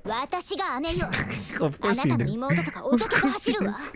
こっちだって君の弟になるとかまっぴらごめんだ。 Oh boy, your stepmom's daughter is my ex. I appreciate that I tried to find a more tasteful way to say I used to date my stepsister, but you can say shit like, I kind of fancy my first cousin, first removed dad's stepsister's daughter, but at the end of the day, you still just said you want to fuck your sister, mate. If I'm being real, I was actually expecting a bit more spice with a title like this, but this is way more wholesome than I thought it was going to be. Like they got some proper sibling bickering going on. Where's the spice? It's looking a lot less like domestic ex-girlfriend and more like Kaguya-sama with a side of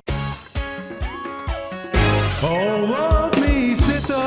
Hey, sister. This ain't a full-on dumpster dive just yet. It's just a casual rummage through the dustbin. Fucking good.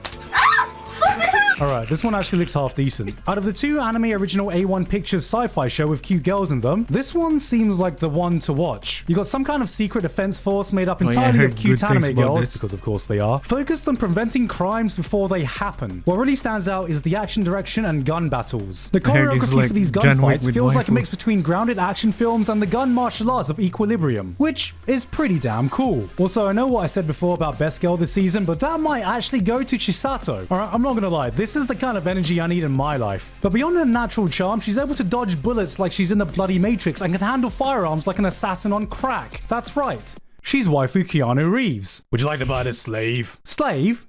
Did you say she was your slave? Yes. I am shocked. I am appalled. Why is it that every isekai has to include some kind of slavery in some form or another nowadays? You know, in my world, we abolished slaves hundreds of years ago because it was the right thing to do, and yet here, it's not only accepted, but glorified. You can have sex with her, you know. I mean, can you not see the morality of owning another human being as property? Did you say she'll have sex with me? Mm-hmm.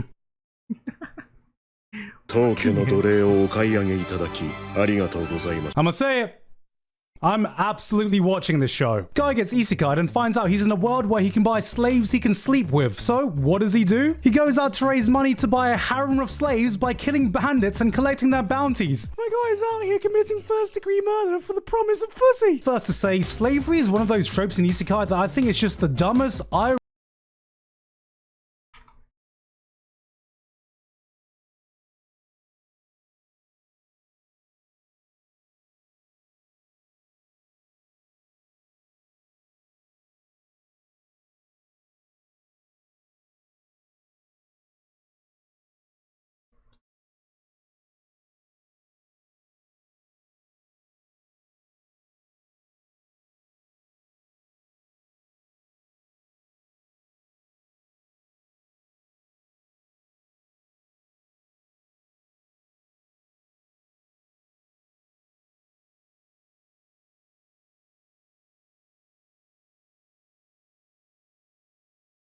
rolling shit, especially when it's framed as, oh, look guys, the hero's the good guy for buying the slaves to save them. But this is so deplorable, so unethical that I can't even find it offensive. This is coming from the same studio that made Interspecies Reviewers, and I am not surprised. If you're looking for culture this season with no fucks given, this is it. The show didn't even pretend to have any morals. It stood up, looked us dead in the eye, and literally went, up yours, woke moralists.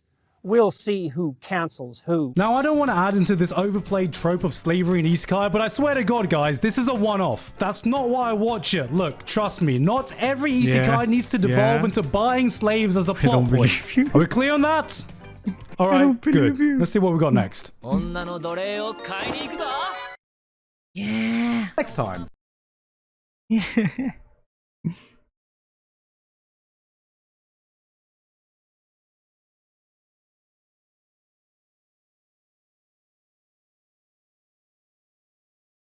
Smoking in real life be like...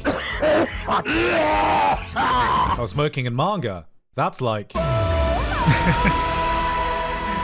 You got cancer. Slice of life. It's a genre that... Hey!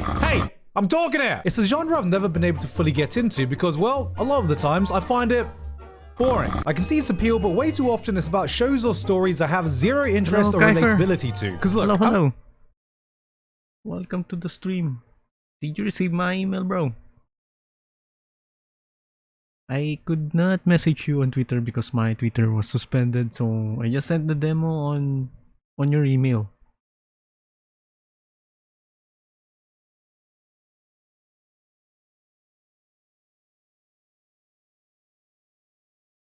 I'm a 32-year-old grown-ass adult. What the hell am I gonna have in common with email? Wait, let me check. Yeah. Watching the 100th show about some high school girl sitting in a classroom going, "Oh, Pizza-chan, you're looking super kawaii today!" Margarita-chan, you're the one who looks the most kawaii with the little hair and the little thing. That's the guy. Anal sex shit, There is rarely anything in this genre for me, so it came as a big surprise when I found Smoking Behind the Supermarket with You, a manga that tackles something I... If you have Discord, we can talk there. It's Kaiferu as well. Sure. I'm gonna add you on Discord.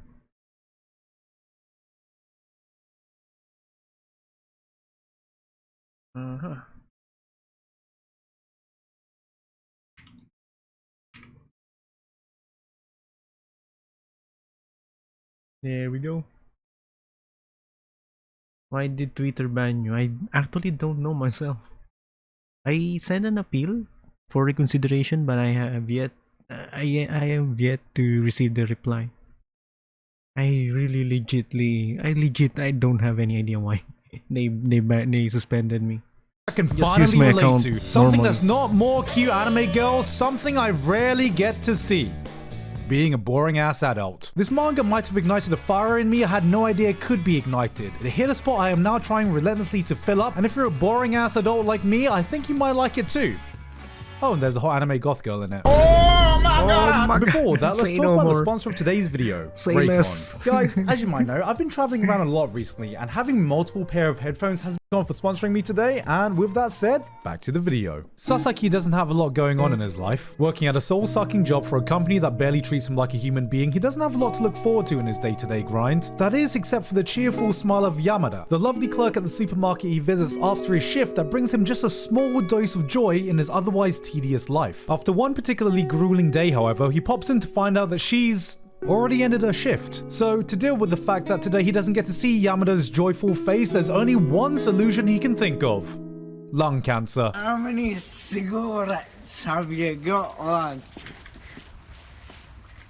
Unfortunately, in Japan, huffing copium in public has been made illegal and also slightly frowned upon. So looking for a place to spark up a ciggy in private, he gets called over behind the supermarket by a mysterious girl who calls herself Tayama. Wow, what a unique name. I wonder where she got that from. Huh? She looks a little edgy, slick leather jacket, choker, boots, dark lipstick, but looks a little familiar, eh? I wonder what the old man thinks. I've never met this man in my life. She's noticed that he's always stopping at Yamada's cashier and teases him a bit. Yeah, she's a little cheeky, bit of a cheeky girl, probably eats a lot of Nando's, but finds out that Sasaki doesn't have any ulterior motives. He's just an older dude who appreciates Yamada's gleeful energy. They get talking and a small This is friendship interesting. starts to form. And so Sasaki finds a new cycle in his daily routine, as every time he visits the supermarket, he shares a smoke break with this mysterious girl as they talk about stuff. Yeah, that's it.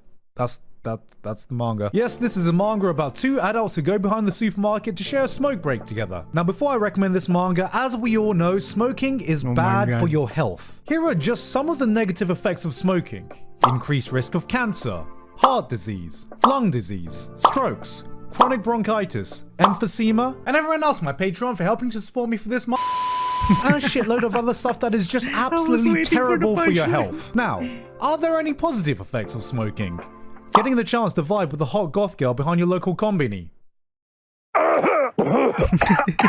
Smoking Behind the Supermarket Say no Review was more. one of the most popular and hyped up newly published series in Japan last year, and when I read the first chapter, I didn't understand why. 5 chapters later, I still didn't understand why. 26 chapters later, and I still didn't understand why, but where the hell is the next chapter? Wait, this is a monthly release? I have to wait a bloody month now? Oh no. Monthly release. I like this manga. It's comforting, it's relatable, it needs a shorter name because goddamn this is going to be tedious to pronounce, but most importantly, it is a vibe if you're over the age of 23 because most extraordinarily, it is a manga starring actual adults. No Yeah, we overly need more anime of those. bullshit, no exaggerated personalities, just 2 fully grown adults chilling with each other talking about random shit. It's We a story need that more perfectly portrays the vibe of the small intricacies and mundanity of adult life. Adult And I know that characters. sounds like a weird way to make a story sound appealing, but hear me out, okay? Alright, it's time for a patented Gigak tangent, but stick with me, I swear I'm going somewhere with this.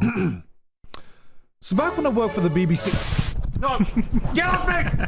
I need people to know I work Here for we the go BBC! again with the BBC. Back during the days when I worked for the United Kingdom Transmission Organization, I had my own little routine. There would be a single Tesco's Express on my way back, and every day I would go in and give myself a little treat. We all love to clown on British food, rightly so, but one thing I'll always happily defend is their crisps. It's pretty much the only time you'll find properly seasoned food in England, and to me, one stood above them all. Walker's Max Punchy Paprika. Where Ridge is cut this going, crisps God? with that perfect thickness to give it that God, crunch where and is this going? maximize the delicious smoky paprika flavor, all for the price of 75p. This was my little treat to signify the end of a hard day's work, so you'd understand my horror when one day I walked in and I found out that this particular branch of Tesco's No had longer stopped available. selling Walker's Max crisps. What? Why? Why would they do this? What did they expect me to do? Settle for the inferior plain old Walker's crisps? Settle for a flavor that's not punchy paprika? Add 5 minutes on my daily walk home so I can see if Sainsbury's has it? No! I wasn't gonna do that. I refused to do that. So like a true Brit, I masked my disappointment by filing a complaint in my mind, walking home dejected and crispsless, and returned the next day to burn the entire store down. Now that may have sounded like a weird tangent, but that was a slice of my adult life. Sometimes the smallest and most mundane things is the stuff that stands out the most in your day, and that's the vibe that is perfectly captured in Smokers Anonymous behind Tesco's Express. Sasaki doesn't come to the same cashier every day because he has Smokers a weird, creepy Anonymous. crush, but because seeing that joyful smile brightens his day just a little bit. She's no punchy paprika, but I get it. And Tayama serves as the emotional crux I wish I had when I couldn't tell anybody about the atrocity Tesco's had committed on me that day. Sasaki finishes work one day after accidentally making a girl cry because he tried giving a team member encouraging words, but unintentionally came off as angry and aggressive. In England, we call that forgetting to end your business emails with kind regards and instead just saying,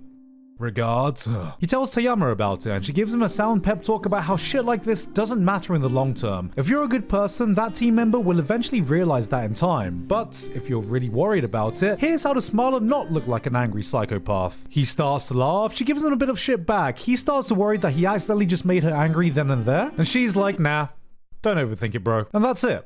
That's the chapter. There's just something satisfying about seeing I people bonding and growing closer I over the like this simplest manga. conversations. Work life, dating, small, menial shit that happens in their day, just 2 adults being real with I'm a junkie for slice of life anime. Okay? Let me be clear. each other. And as someone who's introverted, these are the situations I love. Alright, fellow introverts, hear me out. Talking to strangers can be scary. Talking to people you don't know can be exhausting. But to me, it all becomes worth it in that moment when you find that one person you just instantly vibe with. It doesn't have to be about having the same common interests as them or even having similar personalities. Something about that energy just clicks with you. For once, you don't feel like you're draining your social energy hanging out with someone. One 5-minute interaction accidentally turns into a 2-hour conversation as you lost track of time talking about shit you don't even remember talking about. And that's the beauty encapsulated in this manga. Sasaki and Tayama aren't necessarily similar. They aren't even that close to each other in age, but goddamn if there isn't something comforting about their chemistry together. You're just watching 2 adults vibing with each other, shooting the shit about stuff that doesn't really matter. And I didn't know I could get this invested in a story about 2 people just enjoying each other's company. As time goes on, we even see a slight romance subplot start to form. And we might want to keep this on the down low because I do have a bit of an age gap and we don't want to give Twitter something new to pretend to be mad Wait. about. I want problem! 24 and 45, I guess. I mean, it's legal age. I don't see the problem personally. 24 and 45. As long as they're legal. And they're single. I mean, what about you? Do you find this off-putting? 45 and 24? Always! But rest assured, it's treated as maturely as the rest of the manga is. From the start, Sasaki never came in with nefarious intentions, and the evolution of their relationship feels completely natural as they slowly start to emotionally rely on one another, give each other companionship, so any kind of developing feelings never takes priority over what they provide for each other and why they keep coming back. An honest to God, human connection. Alright, I would be lying though if I didn't say I wasn't just a little bit invested, because Tayama is just perfect. The leather jacket, the choker, the punk energy, adding just a tiny bit of Tsun energy. She gets a little cheeky, has a little devious side to her personality, but it's nothing but just a bit of banter. Wait a minute. Another manga about a guy and a mischievous anime girl with a romantic tension? Wait a minute. This is just another teasing manga. Wait a minute. This is just Nagatoro for adults! The only travesty right now is that because this manga is still pretty new and it's on a monthly release schedule, I've not had nearly enough to satisfy my craving, which caused me to come to the realization when searching for similar stories is that, why is there not more shows like this? We have an avalanche of moe blob high school girls doing some mundane activity, and you know, I get it, it's cute, it's comfy, but whose slice of life is this? I like my cute anime girls, but I can't relate to this. What do you think I look like, a fucking Funko Pop? There must be some slice of life with adults out there. Oh, hell yeah. New game? A slice of life about working adults in the game development world. This is the adults? Sparking up a ciggy next to the Lawsons hits a spot I didn't know I wanted it to hit. And if that sounds like your thing, please dig. Lawsons hits a element world. This is the adults? Sparking up a ciggy next to the Lawsons hits a spot I didn't know I wanted it to hit. And if that sounds like your thing, please, dear God, just give it a read. Because not only do I want this to get more popular, but I want more stories like this. No high school anime bullshit, no after school club activities, no cute girls doing cute things. We have adult people doing adult things. Wait a minute. No cute anime girls? Just a bunch of adults talking about dumb bullshit that doesn't really matter? Why does this sound so familiar to me? Trash days. Oh, fuck. Hey guys, hope you enjoyed that video. Thank you very much this month to Alpha Sigma, Author Curtis Eckstein, Basil, Dysfunctional Degenerate, Flabberwocky, Ivido. It's just fucking trash days. Go beyond!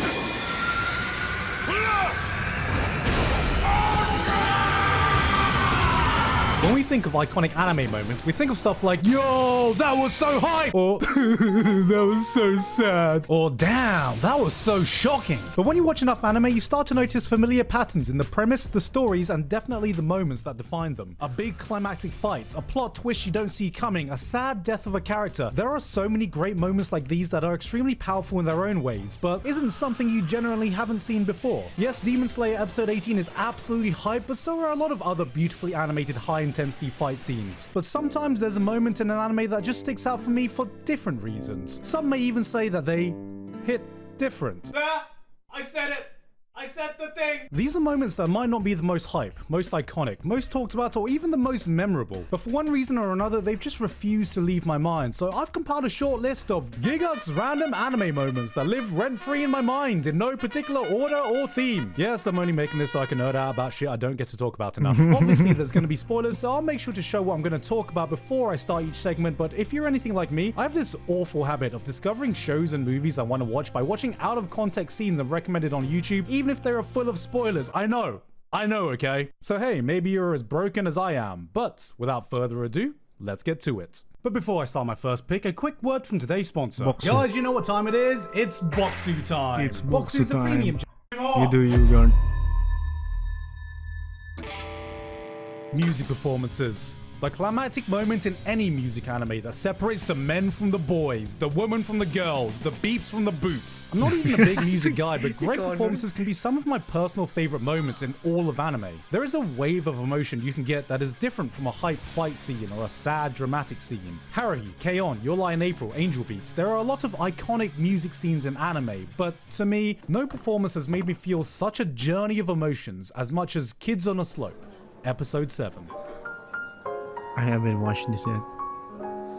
When you hear that the director and composer of Cowboy Bebop are teaming up again to work on a music drama revolving around jazz, you get excited. And this is coming from someone who doesn't know the first thing about jazz, except that one of the main tracks used in the show is the jazz classic Monin, which is aptly named because every time I hear that sexy jazz beat, it got me feeling like, Wait, no, wrong clip. Yeah, that'll do. It's Japan in the 1960s, and you have two best friends who are about one seductive look away from kissing their homies goodnight and shouting no JoJo. But at this point in the series, they are having a little bit of a lover's tiff. They aren't talking to each other, their music group has broken up, and their drummer has gone and joined another band right before the big school festival music performance. But, oh no! Something's gone wrong before they're about to get on stage! The setup was predictable, we knew what was coming, but that didn't detract from the magic we were about to see. God damn, the jazz. The school is treated to the purest unplanned jam session between two musicians you could ask for, doing their own rendition of The Sound of Music's My Favorite Thing to Snow White's Someday My Prince Will Come. For 4 glorious minutes, their musicians become their voice actors. Not a single line of dialogue is uttered between them, but you understand everything they are saying to each other through the language of music, and like the audience, I was absolutely mesmerized. I'll be honest, I'm kind of illiterate when it comes to trying to break down or describe music, so all I can say is that the beeps and the boops fired up neurons in my brain so hard, it might as well have turned the serotonin being released into goddamn crack. Yo, this scene was so good. His jabs are so sexy, he got me more bricked up than all ecchi fan service anime I've watched combined. And just when I thought I couldn't get more bricked up, just when I thought they couldn't peak any harder, they pulled this out.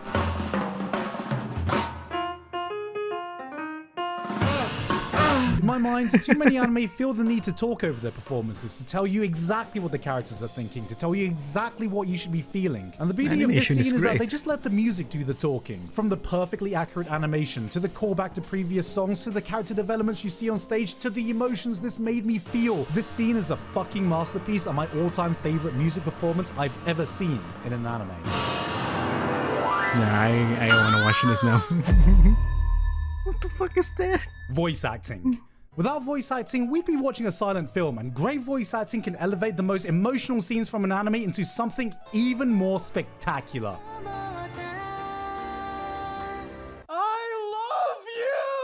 Or it can break it. There have been so many amazing moments of voice acting that I've seen in anime, I can't even come close. It's a good thing that I didn't watch that show in dub. That was... What was that? To listing them all, from the serious to the sad, hype to emotional to performances that are downright spellbinding, like Restless. Tsukigakure is a wholesome show. If you haven't watched that yet, do yourself a favor and watch it. It's great from start to finish, and it actually ends. It has an ending. If you're like me who doesn't like shows that doesn't end, it's the show for you. It has a definite ending. Vagrant. You idiot. We'll just steal off the miners. Now clearly, the art of voice acting peaked here, but that's a video game. Amazing voice acting features in some of the most iconic scenes in all of anime. So it's incredible that the first thing that comes to mind when I think of a single voice acting scene that dropped my jaw to the floor is not from this, or this, but from a slightly above average Studio Trigger show that no one bloody remembers, when supernatural battles become commonplace. What the heck is this show? Jirai here is a Chinibyo. What does that mean? He's an edgy try-hard fuckboy. Think of every overplayed trope every bland isekai protagonist thinks makes them badass. Having a special power, possessing some super secret knowledge that only they know that makes them better than everyone. I think Basically, I remember everything watching that this Sid from show. Eminence in the Shadow tries to be without a shred of self-awareness. That's this guy here, and Hakuto has had enough. Oh yeah, I know this scene. So you have chosen. I know this scene. Think of everything you've ever wanted to scream and shout at every edgy, too cool for school teenager you've met, and that's where Hakuto is. Because for 2 unstopping, uncut, unfiltered minutes, she just unloads.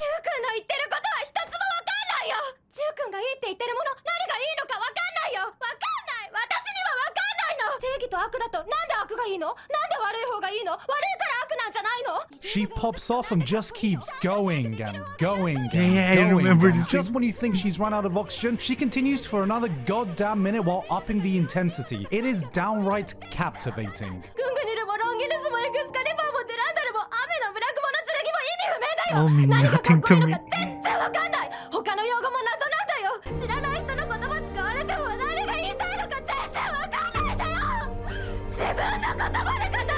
The most amazing thing about this is that it was rumored to be done in one take. The voice actress Saori Hayami had one shot, one opportunity, and she took it. Mom spaghetti. Stories from the staff members came out about how she nailed this in one take and left everyone... What the fuck? Are we watching anime commentary now? Loving the hand pose. Yeah, we're watching Garn's videos. I'm catching up on them. Hello Nezuko1423. Hello, welcome to the stream. How are you? How did you find the stream? And thanks for the emotes. Hello, I am Eska. Welcome. Just get some popcorn and get some snacks, some drinks. We're just watching Giga's videos. Recording booth in silence, and honestly, I can't blame them, because I think I've realized too that I just witnessed one of the best voice acting moments in history. I remember this scene, but I don't remember the anime. Damn. Restless Vagrant got some competition. Yeah, I Garn. love anime fans, Yeah. but goddamn, some of y'all got that TikTok brain. If there's not a character getting punched or something exploding every Girl 5 needs minutes, a I gotta 3-hour start playing therapy some Subway session. Surfer at the bottom of the screen. Apparently, the voice actor did the 2 minutes shouting voice acting in one take. He did it in one take. God damn. All the emotions, she put it into just one take for two whole minutes. Make sure you guys That's are paying fucking attention, amazing. but when done right, nothing is As someone who doubles in amateur voice acting, that shit just blew my mind. more engrossing to me than a good dialogue scene. Eren confronting Reinhardt, Yang Wenli meeting Reinhardt, pretty much anything from Monogatari. These are moments of nothing but characters talking that had me glued onto the screen more than any Michael Bay Mega Man ass explosion ever could. I need therapy. My ass could never scream for 2 minutes straight. Yeah, right? But the one dialogue And she's not just shouting. She's not just screaming. She's actually acting. I hope her voice actor got a nice paycheck after that take. Yeah, I hope so as well. scene I always come back to. Moments of nothing but characters talking that had me glued onto the screen more than any Michael Bay Mega Man ass explosion ever could. But Subway the Surfer. one dialogue scene I always come back to is the Banquet of Kings from Oh, Fate yeah, this Zero, one, episode 11. I love this scene. This scene is just pure brilliance. Whenever I remember Fate Zero, by the way, Fate Zero is one of my most favorite anime of all time. Whenever I come back to it, this is the scene that I always wait for. Whenever I rewatch it, this scene is just peak, 10 out of 10 peak. I'm gonna go for a walk. Alright, I'll be back pause. Now if I know stream's this is still less going, a okay. scene and more an entire bloody episode, but that's how gripping it is. I've watched this subbed, I've watched this dubbed, I've watched this goddamn raw, and I'm still Oh hooked yeah, from minute both sub and dub is great for Fate Zero. 1 to You minute cannot go wrong either with either.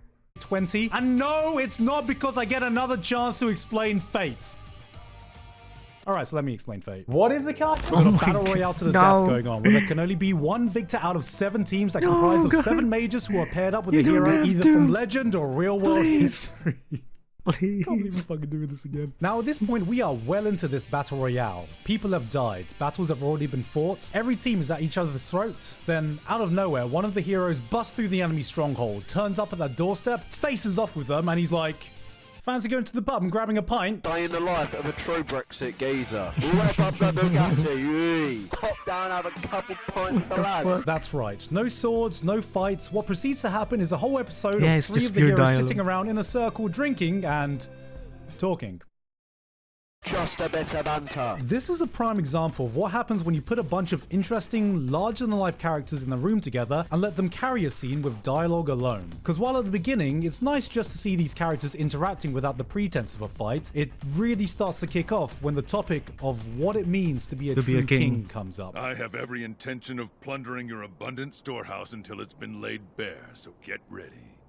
That is hardly fitting of how a true king should behave. You have Archer, Gilgamesh, Ryder, Alexander the Great, and Saber, King Arthur. King Arthur. 3 legendary kings from their respective time periods with 3 different types of kingship. One of selfishness, one of ambition, and one of duty. Each of them presenting their case while tearing the others down, and it is enthralling. Because while there are no punches being thrown, I would argue that this is one of the most compelling fights in all of Fate Zero. It's a battle of ideologies using their words as their weapons. Not a single line is wasted, not a And it sucks that this particular dialogue, Saber kinda lost. She lost this fight. And I think it's down to not just trying hard enough to explain her point. She had valid points. I truly believe that she had valid points. And Alexander was just too vocal on his own opinion. If that's what I believe. They both have valid points, but Ryder was just being Ryder. A single useless sentence is uttered. This is what Twitter users see in their mind's eye. And what I love is just how bloody convincing they actually are. You don't start believing they're kings because the plot told us they were. You can see it. You start believing in them yourselves with the words that they say because goddamn, it is delivered in an inspiring way for the people in its fictional universe and in real life as well. You, who became a ruler, only to satisfy your endless greed. A king without greed is even worse than a figurehead! Saber, you said you would martyr yourself for your ideals. In life, you must have been something akin to the purest of all the saints. But who can truly admire the rough and thorny path that a martyr must follow in life? Who actually dreams of such an ending? A king must be greedier than any other. He must laugh more loudly and rage for much longer, and embody the very extreme of all things, good and evil. My man's out here making a case for being a tyrannical leader, and I'm somehow being convinced. Because I think the most amazing thing about this scene is that objectively, they are all right. Yeah, they are all wrong in their own way. It should be impossible for anyone to actually win this fight, yet through sheer charisma and Giga Chad energy, a winner does emerge. Through his words and actions, Ryder is able to shake Saber's ideology to her core. His words cut deeper than any sword ever could, and if that wasn't enough, he ends things off with a demonstration that shows her what his kingship means. And he uses his noble phantasm, essentially his ult, don't worry about it. A move you should really not be revealing to your enemies willy-nilly just to prove a goddamn point. Oh, it was so worth it. This was the most epic conclusion for one of the most gripping dialogue scenes I've experienced from an anime. No matter who would eventually go on to win the Holy Grail War, ultimately Ryder won over our hearts in this scene, which was oh so on point for this legendary character. My bond with them is my greatest treasure. My path Yeah, to he did kingship, win this fight. The ultimate noble phantasm that I possess. In more ways than one. Oh my god.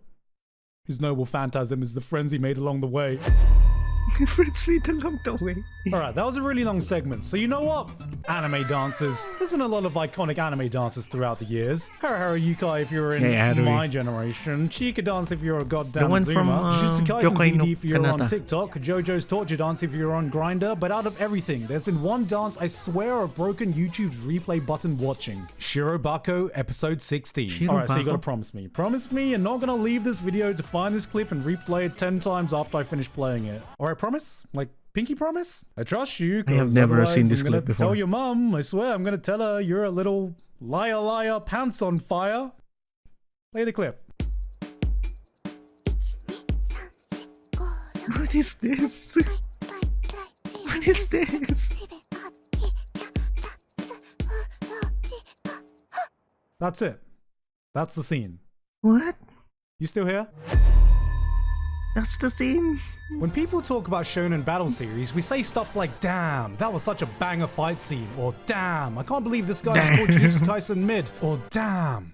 Is that a Dragon Ball fan with more than 10 IQ? But beyond the fights, the salt, and the hype, nothing has quite sold me on a long-running shonen faster than the 20 minutes of chaos in Chainsaw Man Episode 9 and Makima's Ritual.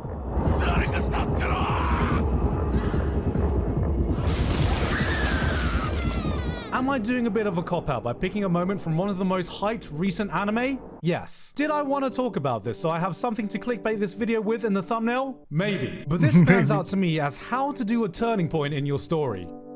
Please don't kill me, Mushoku Tensei fans. More than any of the chainsaw massacring fight scenes, more than any of the boob-touching Makima caboose-sniffing action, this showcased that a battle shonen could do more than just drop a cool action scene on you. Because what stood out to me the most is that out of nowhere, the show just turns into a full-on survival horror as Makima looks at Light, laughs in his face, and goes, "Pfft, heart attack? What are you into, little baby shit?" This is how you send a message.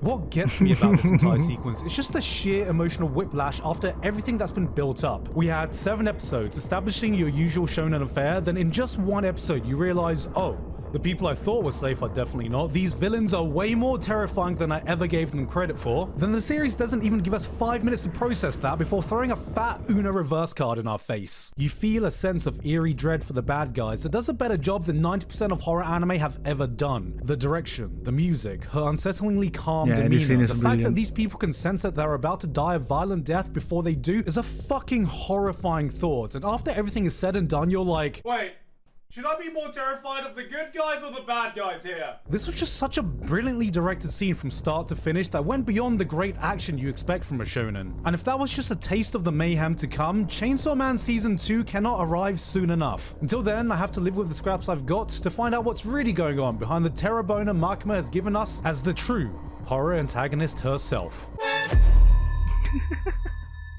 Flowers of Evil was an anime that looked like this. Look at this dude. This was a show that took some creative Masaki decisions Yuasa. with its art style and aesthetics, and when it aired in 2013, the internet destroyed it. Meme after meme, screenshot after screenshot, it got clowned on into obscurity, but now that time has passed, I think people are starting to realize that we didn't really give it a fair chance. Sure, sometimes the visuals look so bloody ridiculous that it looks more like a comedy than a thriller, but behind all that there is a truly amazing story being told here, one that explores the darkest parts of our human emotions that we bury behind the public mask we wear. And there's one scene that has always stuck out to me in this series that everyone had already written off. Flowers of Evil, Episode 7. Takao Kasuga starts the series as someone who believes he is different to everyone because that's the person he wants to be. Pretending to enjoy obscure poetry, being an all-around edgy twat. He's not like other boys. There are two wolves inside of him. But when a complicated girl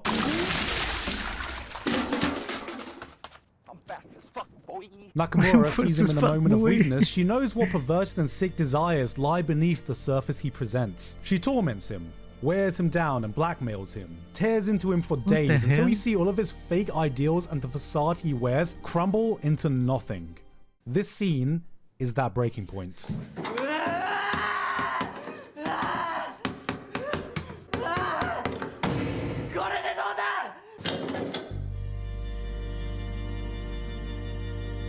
We see him proceed to completely wreck the classroom in an explosion of catharsis as he embraces who he really is. With a sheer, visceral display of emotions, it is almost chilling, watching this manic destruction of their classroom as every layer of his old persona is peeled off one by one.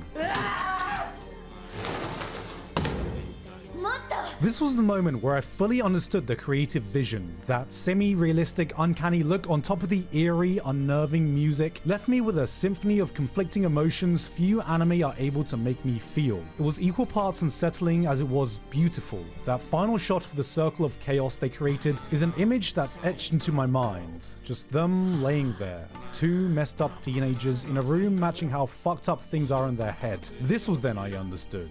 This was why the show looked like this. This was what Aku no Hana was meant to be. There was something special here, and it's sad more people didn't give this a chance for a season 2 to be made.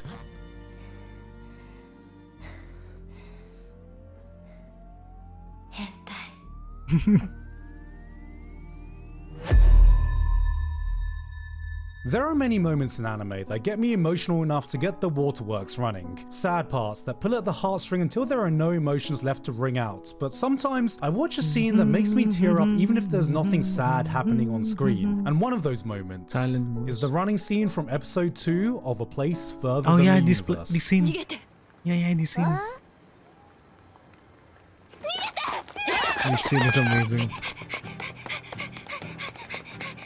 This scene hits me every time I rewatch it, bar none. And I still don't fully understand why, because I'm the only one I've talked to that has had this kind of emotional response in this moment. But if I had to quantify it, if I could pick a scene that so perfectly captures the carefree moments you remember from your younger years, this is it.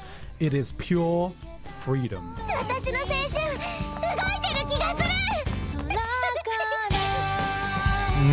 Yeah, I remember this. We all have a cherished memory tucked away somewhere of some dumb crap you got up to as a kid. That one random thing you and your mate did on that summer holiday. Getting up to some stupid antics on that one trip you took with your siblings or family. We didn't realize how precious those moments would be, or how fondly we'd look. If you don't have any idea, A Place Further Than the Universe is a slice of life anime, but the main premise is this kid wants to go to South Pole, Antarctica.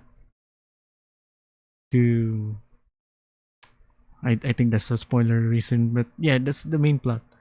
The plot is just going there, the place further than the universe, because apparently the distance between Japan to South Pole is longer than the distance from Japan, the land from Japan to the outer space. That's why the title is place further than the universe. Look back on them when we're older. And what gets me is this overwhelming feeling that we're seeing one of these precious memories being made right in front of us. 3 girls going out of their comfort zone to go on an adventure and just having the time of their lives doing dumb shit. I will never not adore this moment, maybe even more so than some of the more serious scenes in the series. It might not be the most hype, the most sad, or the most dramatic moment you can find in anime, but it gets me emotional in a way few are ever able to. God, I love this show. Yeah, this show is amazing.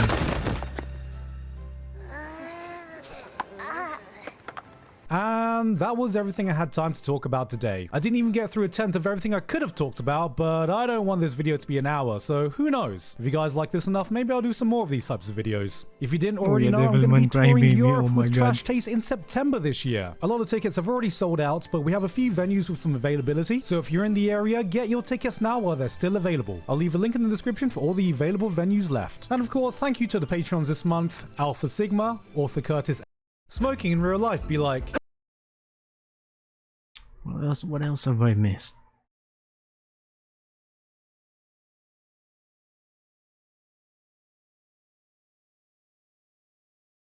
I remember watching some of this, but somehow the record says that I did not watch them.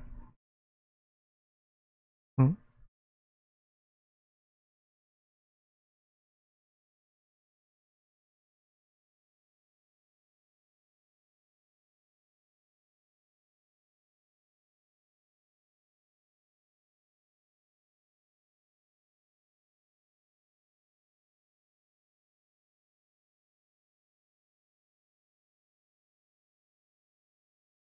Mm-hmm.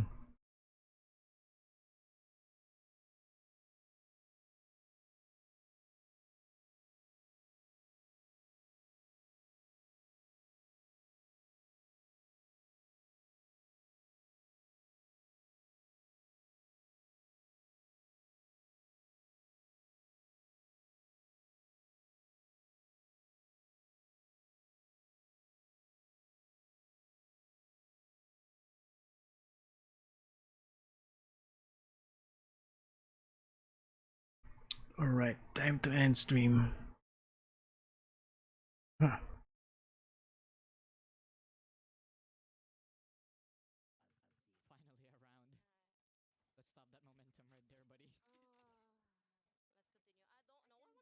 Let's raid Wiz. This is Mochu's friend. And they are striving to get the affiliate for Twitch. Oh, let's help the man.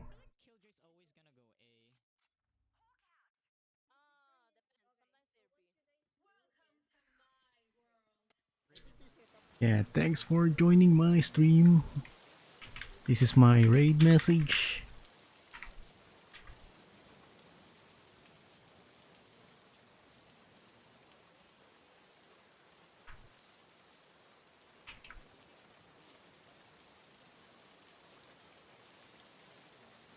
Yeah, this is Eska. Thanks for joining my music stream.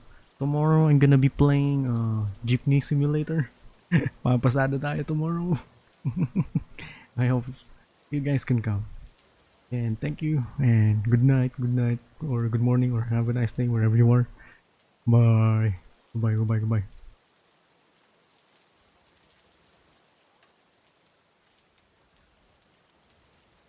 Let's try. I didn't know there was 2 of them. I didn't hear my trips. What the heck? Follow my pack in. They'll lead us right. Scott, thank you for the raid.